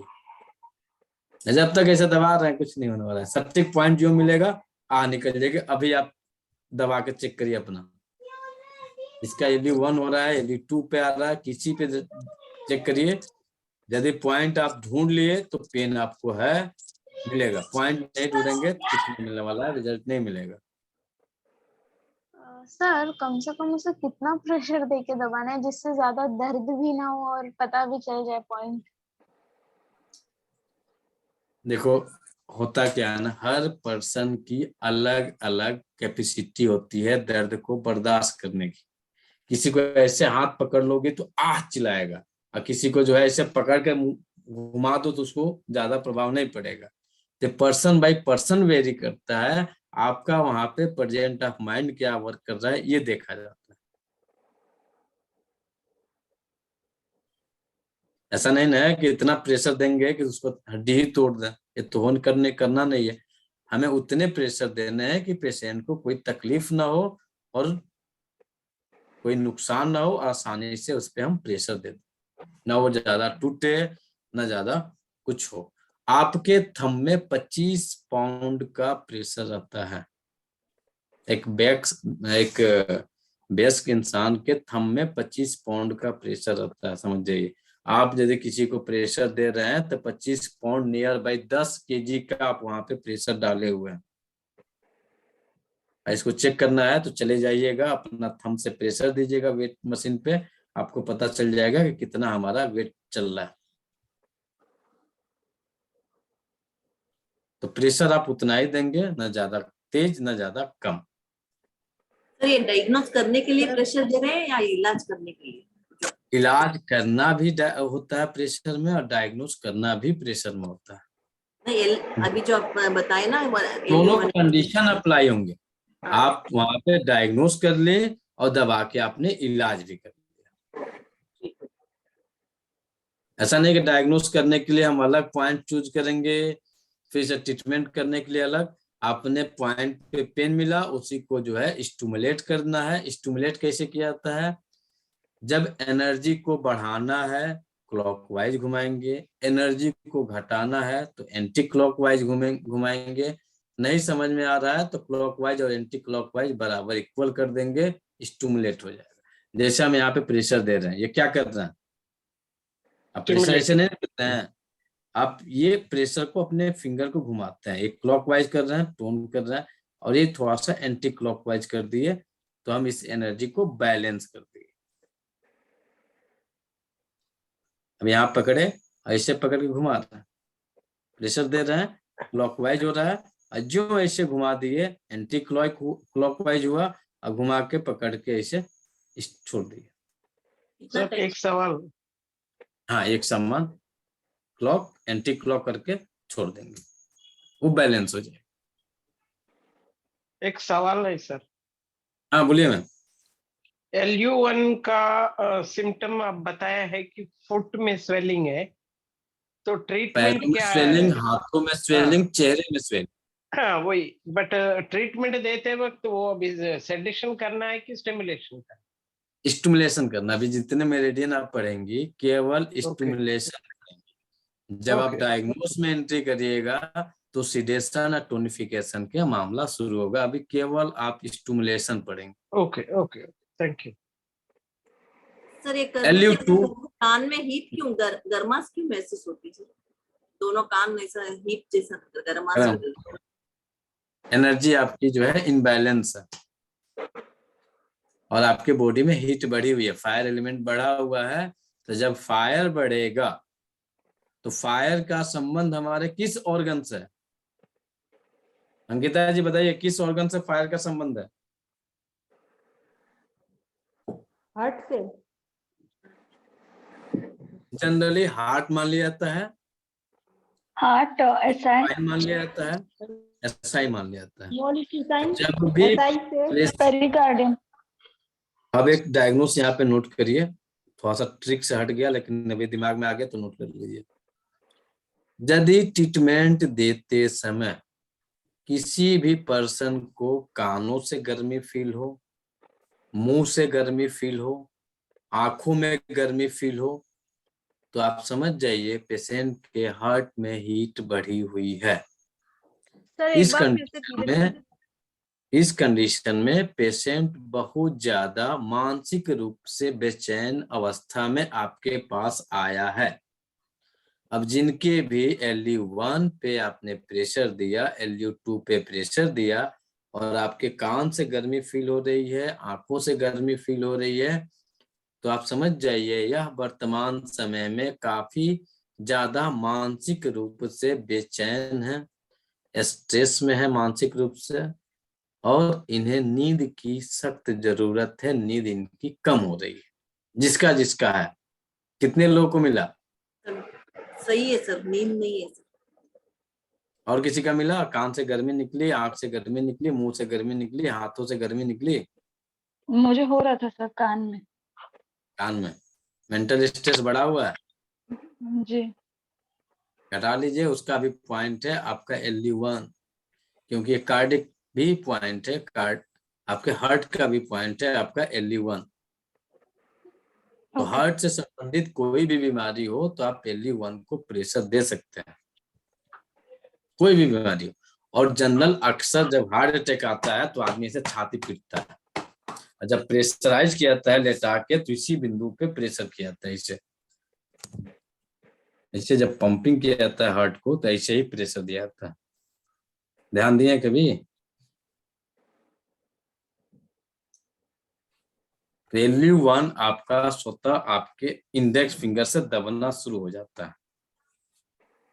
LU2 गले में अकड़न हो,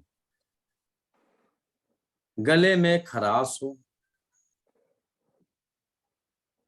बहुत ज्यादा खांसी हो, कंधे में दर्द हो,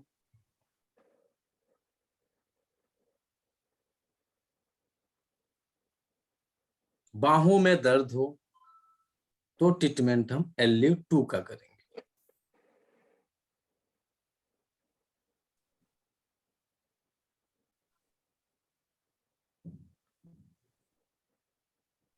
सर एक क्वेश्चन था।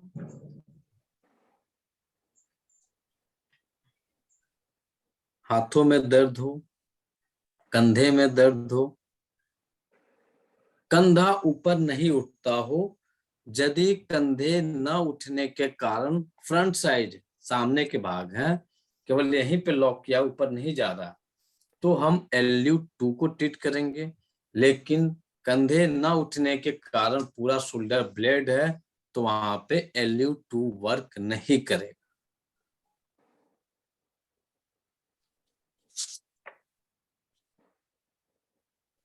LU1 LU2 पे आप मोक्सा भी कर सकते हैं। मोक्सा कैसे किया जाता है, कल एक छोटा सा वीडियो कल जरूर बनाएंगे आपको, इस मेरिडियन का भी और एक मोक्सा का भी। मोक्सा कैसे किया जाता है, कैसे उसको स्टिमुलेट किया जाता है, कल एक छोटा सा वीडियो बनाकर शेयर करेंगे। आज टाइम नहीं सर मिल ये पाया। स्टिमुलेट क्या होता है? बैलेंस करना है, एनर्जी को बैलेंस करना। तो कल एक मोक्सा का भी एक वीडियो आपको कोशिश करेंगे देने के लिए, आप वहां से मिल जाएगा। सर ये किससे किया जाता है बैलेंस से? मैडम वही तो बताया, दबा के हाथ को क्लॉकवाइज घुमाएंगे, एंटी क्लॉकवाइज घुमाएंगे। जब हम क्लॉकवाइज घुमाए फिर एंटी क्लॉकवाइज घुमाए, दोनों को घुमा के छोड़ देंगे तो ये स्टिमुलेशन हो जाएगा, एनर्जी वहां पे बैलेंस हो जाएगी। जैसे आप 4 कदम आगे चले, 4 कदम पीछे चले, और फिर आके अपने जगह पे खड़े हो गए, तो क्या हो गई, आप 0 हो गई, निष्क्रिय हो गई। तो सेम एनर्जी सर को बढ़ा ये कोई के, जरूरी एनर्जी है को कि घटा जितनी के, बार हम क्लॉकवाइज घुमाएंगे उतनी बार ही एंटी क्लॉकवाइज घुमाएंगे? क्योंकि गिनता कोई नहीं है। जब प्रैक्टिस करने जाइएगा तो कोई नहीं गिनता है। जनरली हम लोग क्या करते हैं, स्टिमुलेशन करना है, 3-4-5 बार क्लॉकवाइज घुमाए, 3-4-5 बार जो है अंदाजन एंटी क्लॉकवाइज घुमा दिए, बैलेंस हो गया। कोई गिनता है, कोई नहीं गिनता है। अब थ्योरी में पढ़िएगा तो आपको 50 बार क्लॉकवाइज, 50 बार एंटी क्लॉकवाइज घुमाना है। जब प्रैक्टिकल में जाइएगा तो 50 बार क्लॉकवाइज, 50 बार एंटी क्लॉकवाइज, वो आपके मेमोरी से डिलीट हो जाएगा। आपको इतना ही याद रहेगा कि केवल हमको 2-4-5 बार जो है क्लॉकवाइज, 2-4-5 बार एंटी क्लॉकवाइज घुमा के बैलेंस कर देना। LU3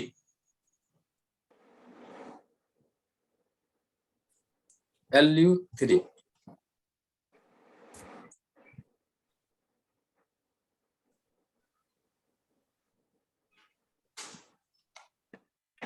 LU3 जो हमारा बिंदु है, मेल के जब हम सीधा ऐसे बैठेंगे, सीधा बैठेंगे, हाथ को सीधा नीचे की तरफ करेंगे, मेल के निप्पल के ठीक सामने LU3 होता है।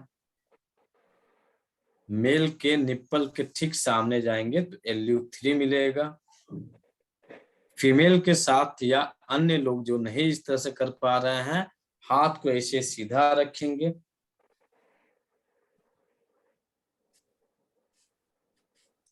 और ये आपका एक्जिला का लास्ट बॉर्डर लाइन है। यहाँ से आप 3 कोण की दूरी पे जाएंगे तो आपका LU3 मिलेगा। हाथ को ऐसे ऊपर कर लीजिए, और यहाँ एक्जिला का लास्ट जो बॉर्डर लाइन, यहाँ पे जो बोन है, यहाँ से उठाइए और 3 फिंगर ऐसे नाप लीजिए, सॉरी 4 फिंगर या 3 कोण की जो दूरी है वह आपका LU3 है।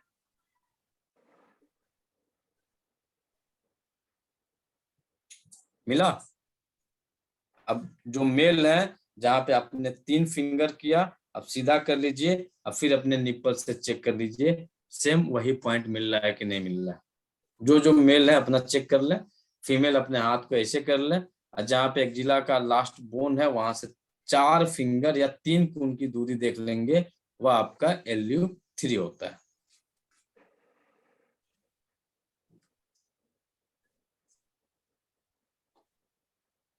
मिल रहा है? ऐसे सीधा खड़ा हो जाइए, निप्पल के ठीक सामने मेल है तो LU3 आपको निप्पल के ठीक सामने मिल जाएगा। लेकिन जब आप प्रैक्टिस करने जाएंगे तो यह आपका तरीका वहां वर्क नहीं करेगा। आपका तरीका यही रहेगा, हाथ को सीधा कर लीजिए, पेशेंट के फिंगर को लीजिए, वहां से नाप लीजिए। प्रैक्टिकल के दौरान आप किसी भी पर्सन, चाहे मेल हो या फीमेल है, इनके इस पार्ट को टच नहीं कर सकते हैं। तो बेस्ट तरीका है, हाथ को सीधा करिए, यहाँ से 4 फिंगर या 3 कोण की दूरी नाप लीजिए, वह आपका LU3 पॉइंट। LU3 को भी आप स्टिमुलेट करके चेक करें, क्या यहाँ पे दर्द मिल रहा है कि नहीं मिल रहा है।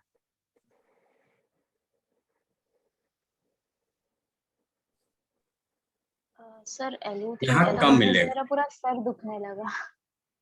LU LU3 पे दबाने से मेरा पूरा सर दुखने लगा, मतलब एक साइड सर से। एक बार चेक करना मेरा ये पॉइंट, ठीक है? मैंने ब्लैक कलर लगाया यहाँ पे। नहीं दिख रहा, ग्रुप में फोटो डाल दीजिए। सर यही तो समझ नहीं आ रहा ना अभी मेरे को, एक सर ही पॉइंट। आपने एक नॉच वाला भी बताया था ना, ऐसे हाथ करके इसको नॉच पे लगाते हैं तो वो LU3 होता है वो वाला पॉइंट। वो चारू LU4 हो जाएगा। चारू जी थोड़ा सा वेट कर लीजिए, इस बार जो है ना वो लंग थोड़ा सा 4 होता है। अलग तरीका अपना रहे हैं। जो ओरिजिनलिटी जब प्रैक्टिस करने जाया जा रहा है ना, तो प्रैक्टिकल की जो चीजें हैं, बहुत सारी चीजें जो है अभी तक जो पढ़ाया गया है प्रैक्टिकल में जाने पे फेल हो जाता है। तो इस चीज का अनुभव किया गया, तो इसलिए इनको अब उस तरह से पढ़ाने की कोशिश कर रहे हैं ताकि प्रैक्टिस में भी वह सरल हो जाए, आसान हो जाए।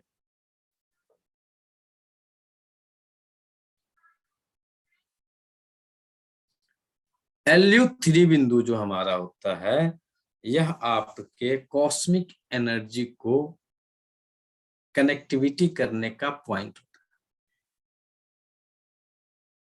है। अक्सर लोगों को देखेंगे जो तंत्र मंत्र यंत्र में ज्यादा विश्वास रखते हैं, तो उन लोगों को अक्सर बाहों में यंत्र बांधते आप इसी बिंदु पे देखेंगे, LU3 पे।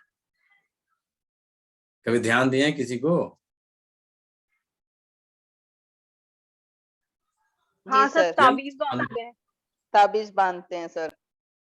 हम ताबीज का नामकरण नहीं किया, हम इसलिए है यंत्र तंत्र मंत्र या फिर जो जी कुछ सर, भी जी हैं, सर, बांधते हैं, वह बांधते हैं। वह आपका यही बिंदु है LU3।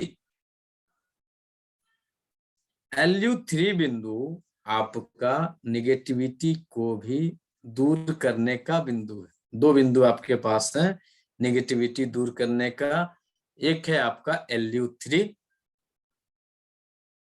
और दूसरा क्या है जो लोग पढ़े होंगे Li11।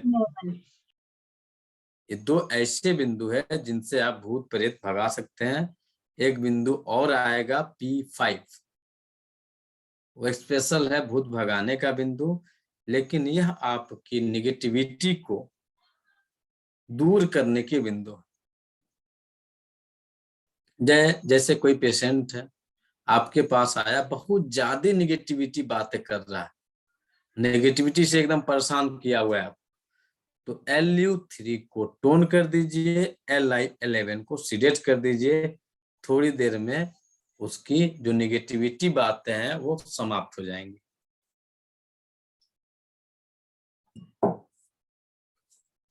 सर LU3 को टोन करना है। LU3 को टोन करेंगे, Li11 को सीडेट कर देंगे।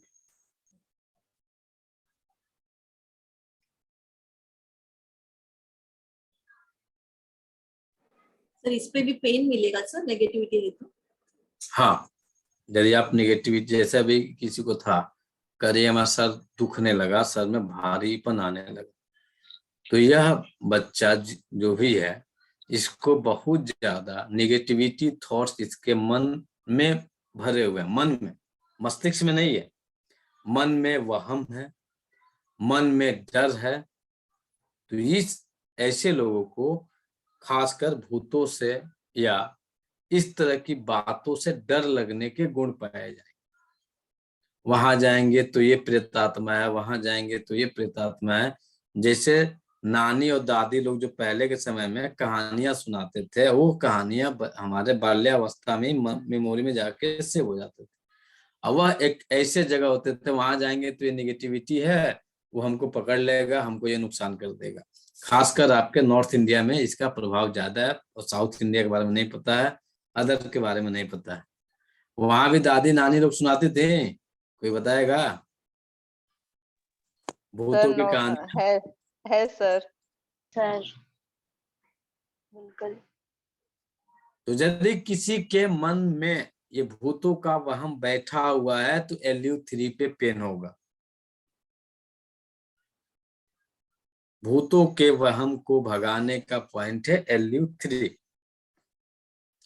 इसके अलावा यदि किसी को गाउट है, ज्वाइंट में पेन है, उन्हें भी LU3 पे पेन मिलेगा।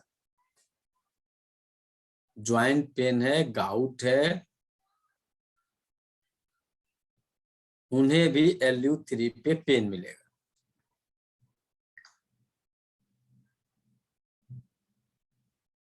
LU3 पे यदि ज्यादा पेन मिल रहा है तो वह इंसान को रोने के दौरे के गुण पाए जा सकते हैं। छोटी छोटी बातों पे वह रोना शुरू कर देगा।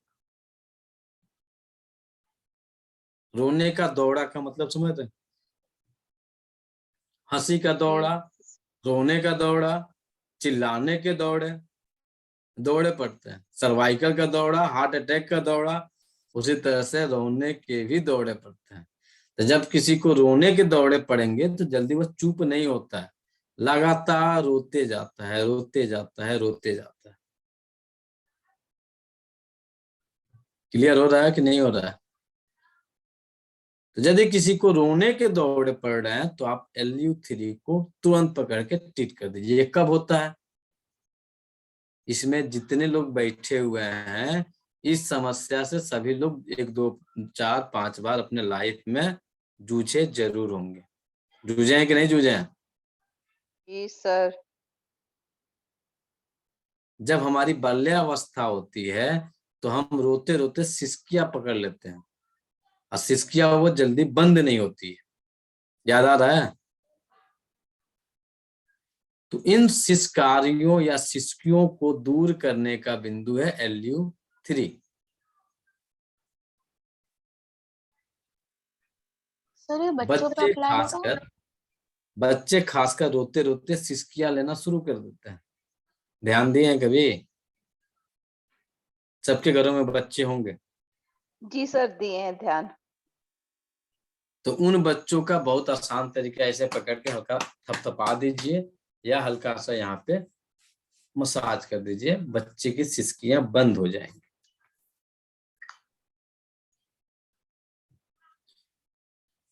निमोनिया हो जाए किसी को तंद्रा की शिकायत, तंद्रा समझ रहे हैं? निद्रा और तंद्रा दोनों अलग अलग पार्ट, एक ही पार्ट है? अलग है।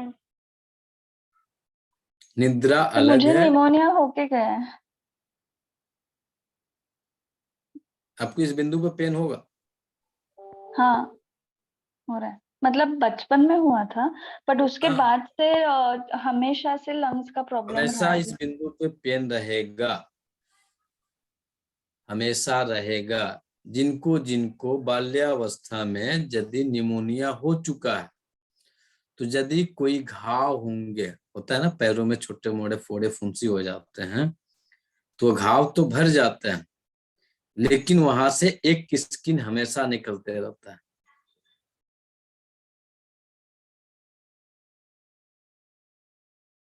जैसे मौसम चेंज होगा तो स्किन ड्राई होता है ना हम लोगों का, तो उस घाव पे हमेशा एक छोटा सा लेयर स्किन का बनेगा, निकलेगा, बनेगा, निकलेगा। कल दिखाते हैं हम आप लोगों को, अभी हम आपको ग्रुप में भेजते हैं, देखिए।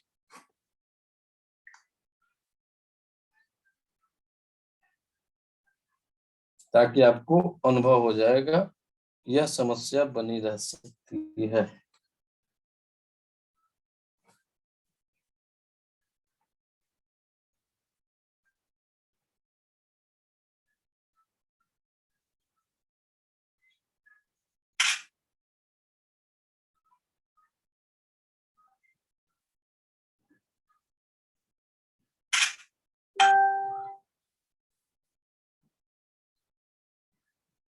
इस समय क्लियर नहीं हो रहा, कल भेजते हैं। तो निमोनिया की शिकायत किसी को रही हो, तंद्रा रही हो, तो इस कंडीशन में यह उन्हें हो सकता है। तो LU3 पे आप रेगुलर मसाज करने की आदत को डेवलप कर दीजिए। जिस किसी को, यह कहीं लिखा हुआ नहीं है, जिस किसी पर्सन को बाल्यावस्था में निमोनिया हो चुका है वृद्धावस्था में ट्यूबरक्लोसिस या फिर अस्थमा होने के चांस ज्यादा रहते हैं। कहीं लिखा हुआ नहीं, स्पष्ट बता रहा। बाल्यावस्था में निमोनिया, वृद्धावस्था में ट्यूबरक्लोसिस या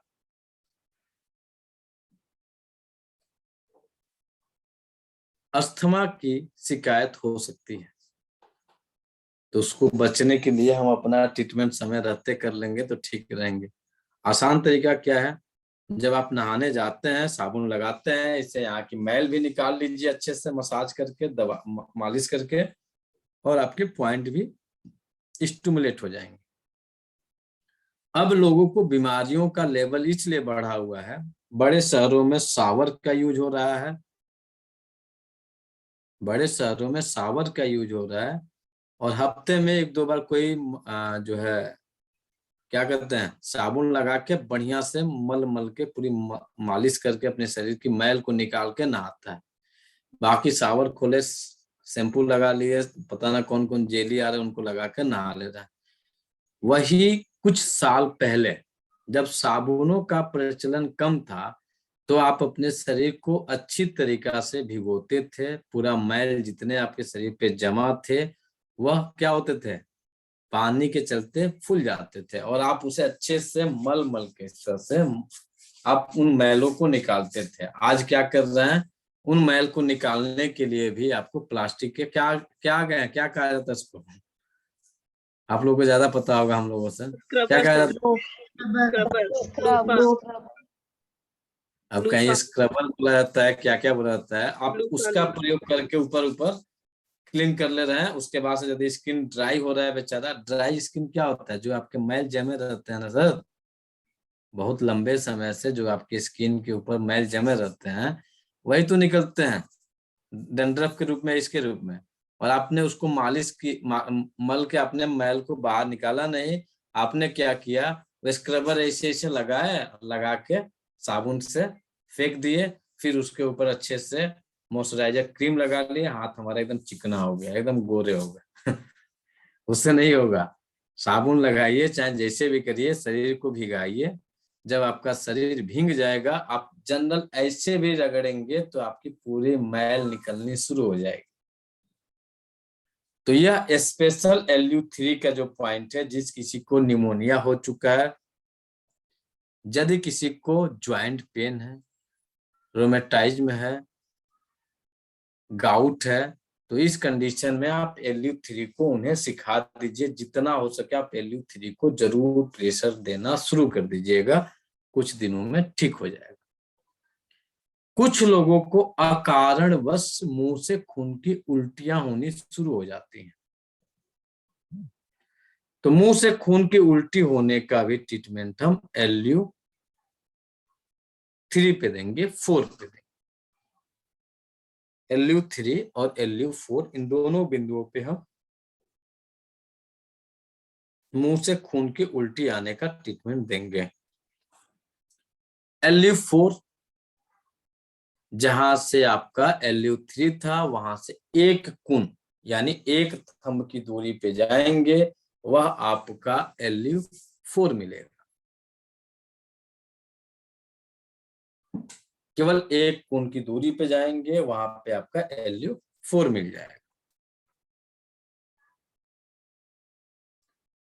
जब किसी को खाली पेट हो, खाली पेट हम लोग कब होते हैं, देखते होंगे कि बहुत सारे लोग उपवास करते हैं, पेट खाली रहता है और पानी पिए, पानी पीते ही पूरी की पूरी उल्टी होने लगे केवल पानी की, या सुबह सो के उठे, फ्रेश हो लिए, ब्रश कर रहे हैं, टंग क्लीनर से अपनी जीभ को साफ कर रहे हैं, और साफ करते ही रेगुलर आपको केवल पानी की उल्टियां हो रही हैं, तो उस दौरान आप LU4 को ट्रीट करना शुरू कर दीजिए।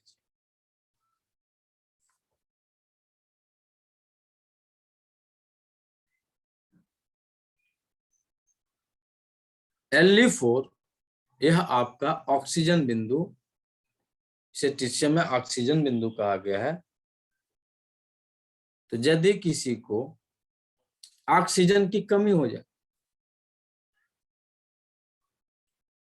तो आप LU3 को सॉरी LU4 को टोन कर देंगे।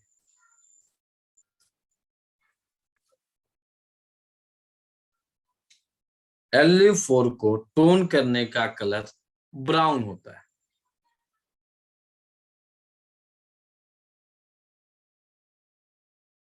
LU4 का टोन करने का कलर ब्राउन कलर होगा।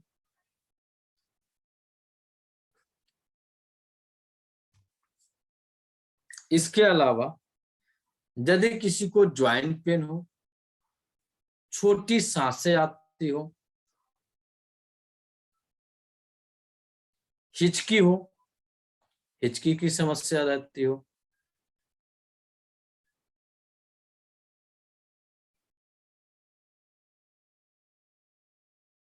तो हम ट्रीटमेंट LU4 पे करेंगे।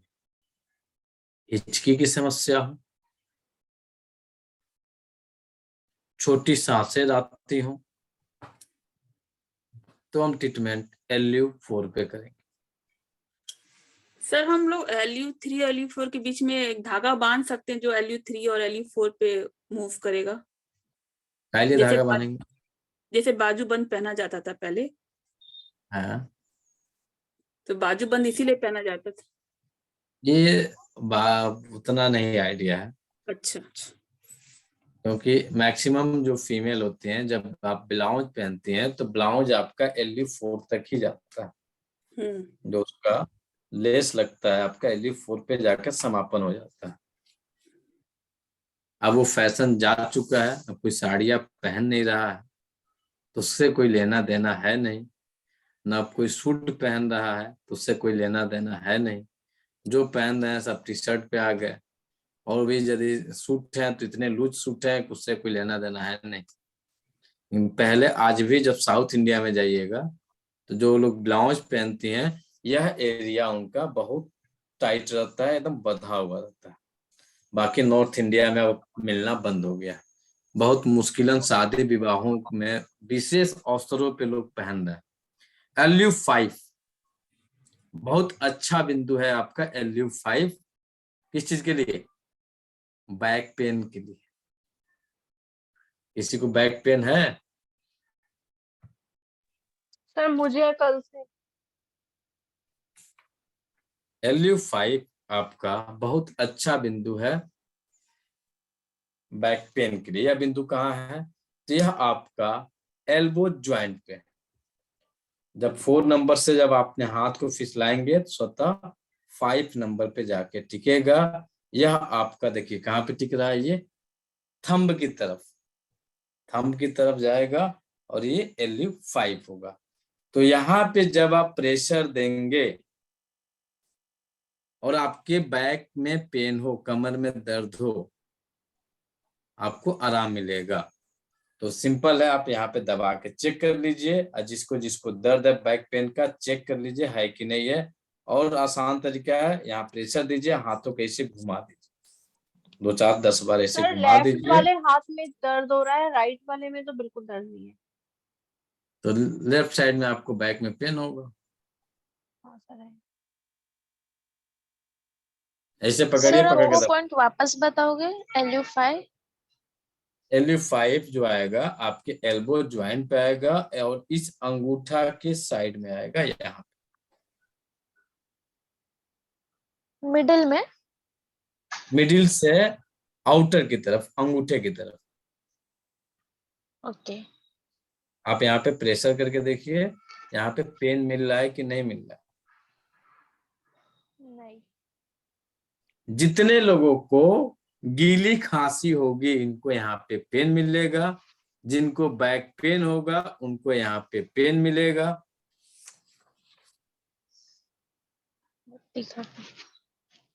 सर इसको टोन करना चाहिए सेडेट? अभी स्टिमुलेशन पढ़ रहा है मैडम, टोनिफिकेशन सेडेशन आगे पढ़ेंगे हम लोग जब डायग्नोस में घुसेंगे लोग।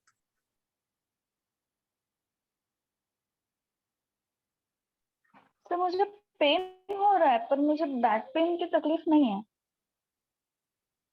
और चीजें मिल जाएंगी। एक जनरल है कि बैक पेन का भी ट्रीटमेंट हम LU5 से दे सकते हैं।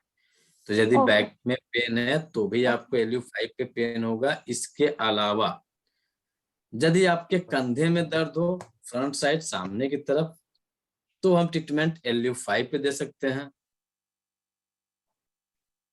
यदि कंधे में दर्द हो तो हम ट्रीटमेंट LU5 पे दे सकते हैं। पाइल्स की शिकायत हो, पाइल्स की समस्या हो, तो हम ट्रीटमेंट LU5 पे देंगे।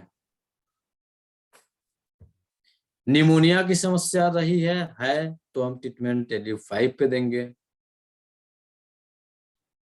यदि बच्चे आपके बहुत ज्यादा डर रहे हैं,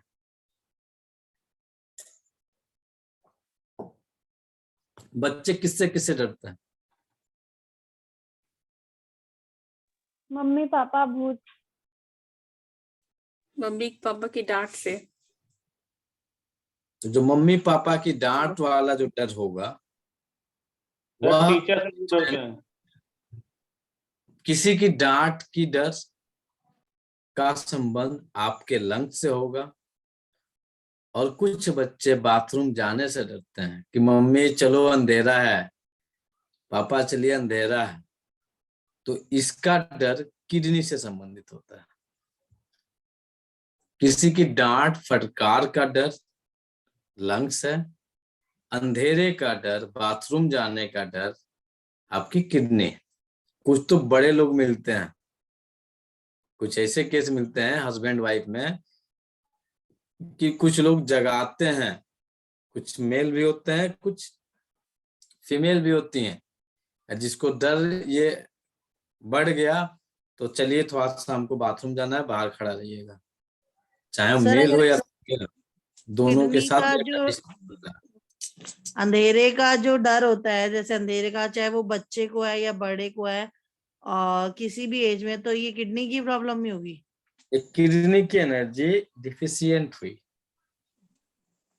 सर बच्चों की भी अंडर 10 इयर्स के भी? किसी की सर लेफ्ट और राइट? किडनी दो होती है, दोनों डिफिशियंट होती है। अब लेफ्ट कब होगी राइट कब होगी, जब किडनी चैप्टर आएंगे तब वहां पढ़ लेंगे किस कंडीशन में लेफ्ट डिफिशियंट होती है, किस कंडीशन में राइट डिफिशियंट होती है। यदि किसी को बार बार छींके आती हूँ, LU5 पे स्टिमुलेट कर दीजिए। गले में घड़घड़ाहट हो, देखते होंगे बच्चे जब बहुत ज्यादा खांसी हो जाती है तो गले से घर घर की आवाज आती है। तो गले से घर घर की आवाज आती हो तो LU5 पे ट्रीट करेंगे। गले में दर्द हो, गले में सूजन हो, LU5 को ट्रीट करेंगे।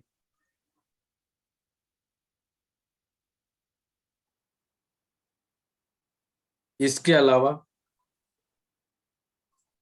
ट्यूबोक्लोसिस हो तो ट्रीटमेंट LU5 पे करेंगे। पाइल्स हो तो ट्रीटमेंट हम LU5 को स्टिमुलेट कर सकते हैं।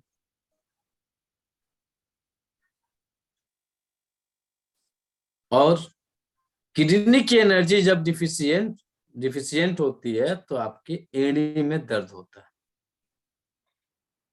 यूरिक एसिड वाली नहीं, जनरल आपको दर्द हो रहा है, सुबह सो के उठे एड़ी में दर्द है, चल रहे हैं तो चला नहीं जा रहा, थोड़ा देर बाद नॉर्मल हो गया, टेस्ट करा रहे हैं कहीं कुछ नहीं मिल रहा है, सब कुछ नॉर्मल है, फिर भी एड़ी में दर्द है, तो हम ट्रीटमेंट LU5 पे करेंगे।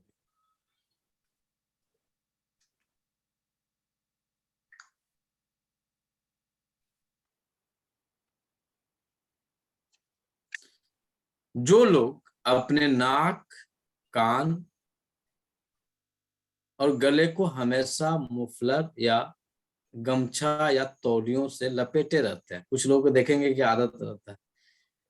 कुछ साल पहले हमारे देश के एक मुख्यमंत्री हैं, वो हमेशा गले में, केजरीवाल, नाम नहीं ले सकते, वह एक मुफलर जो है लपेटे रहते थे।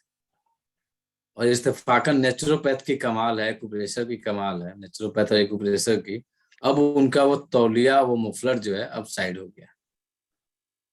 नेचुरोपैथ का ही देन है एक्यूप्रेशर का देन है, नेचुरोपैथ का देन है, इन्हीं सब का देन है, योगा का देन है कि वह तौलिया उनका अब निकल गया। कहीं तौलिया में नहीं दिख रही है, मुफलर नहीं दिख रहा है, दिख रहा है?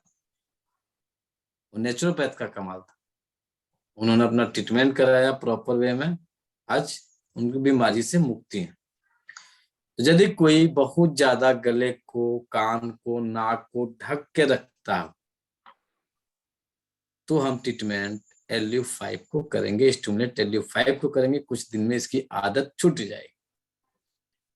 और अभी मास्क के लिए गवर्नमेंट ने फ्री कर दिया है, फ्री कर दिया है ना सब जगह, अभी भी कहीं लग रहा है अनिवार्य है कहीं? सर LU5 को स्टिमुलेट करेंगे। अभी भी मास्क कहीं है कि एकदम अनिवार्य है, फ्री हो गया? हॉस्पिटल और में है कहीं कहीं सर, कंपल्सरी है। कुछ हॉस्पिटलों में गवर्नमेंट के तरफ से फ्री हो गया है, ये फ्री नहीं हुआ है। सर हो गया, टूरिज्म में भी नहीं है।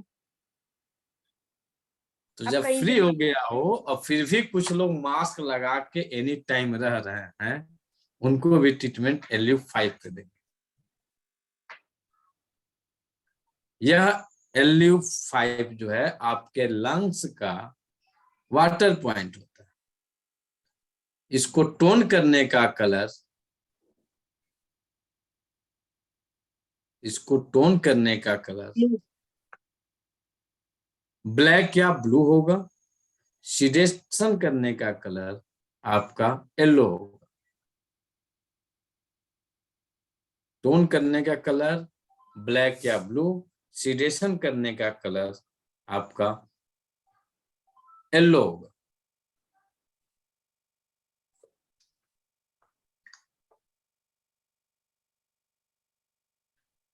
इसके अलावा जो बच्चे बहुत ज्यादा लड़ाई झगड़े करते हो उनका भी ट्रीटमेंट है LU5। चिल्लाने वाले नहीं, मारपीट वाले, सैड एनर्जी डेवलप करने वाले, सैड एनर्जी को क्रिएट करने वाले। मारपीट होगा तो क्या होगा? आदमी दुखी होगा, बच्चा दुखी होगा, बच्चा रोएगा ही। तो सैड एनर्जी को क्रिएट कर रहा है जो बच्चा, उसका भी ट्रीटमेंट होगा LU5। तो सर टोन करेंगे या सीधे स्टिमुलेशन करेंगे।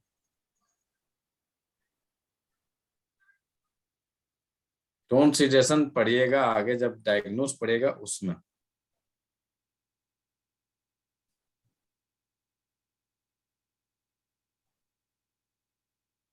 आगे बढ़े।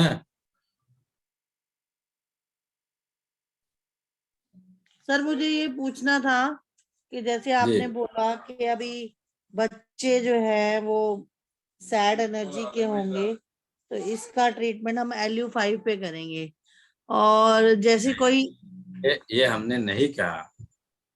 जो बच्चे लड़ाई झगड़ा ज्यादा करते हैं तो सैड एनर्जी को क्रिएट करते हैं।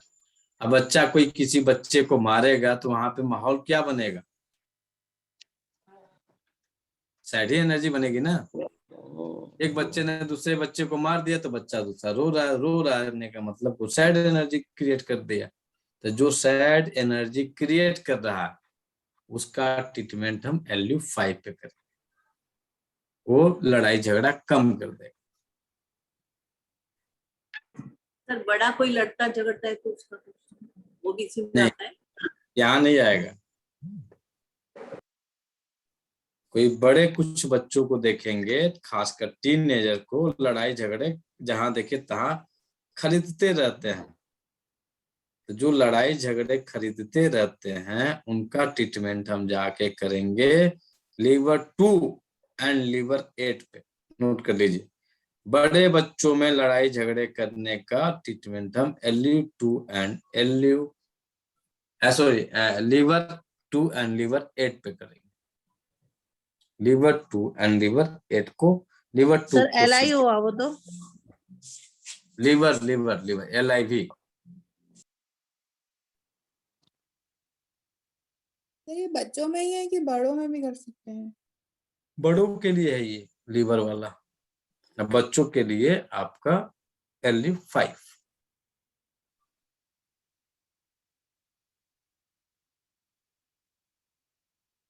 ठीक है, आगे और पढ़ेंगे आप लोग, नींद आ वो रही भी है? स्टिमुलेट करेंगे?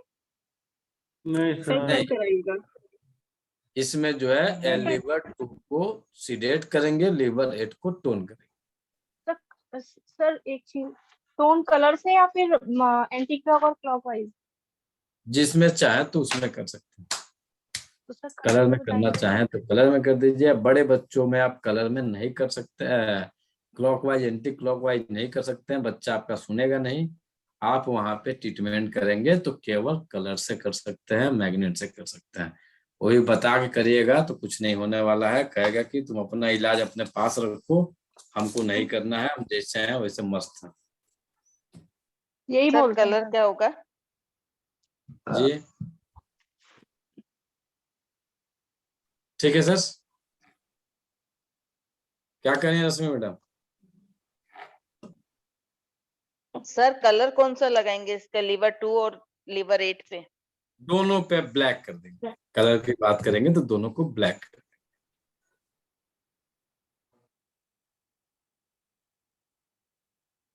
ठीक है, चलिए गुड नाइट सर, मिलते हैं हम लोग कल। Good night sir. Thank you sir.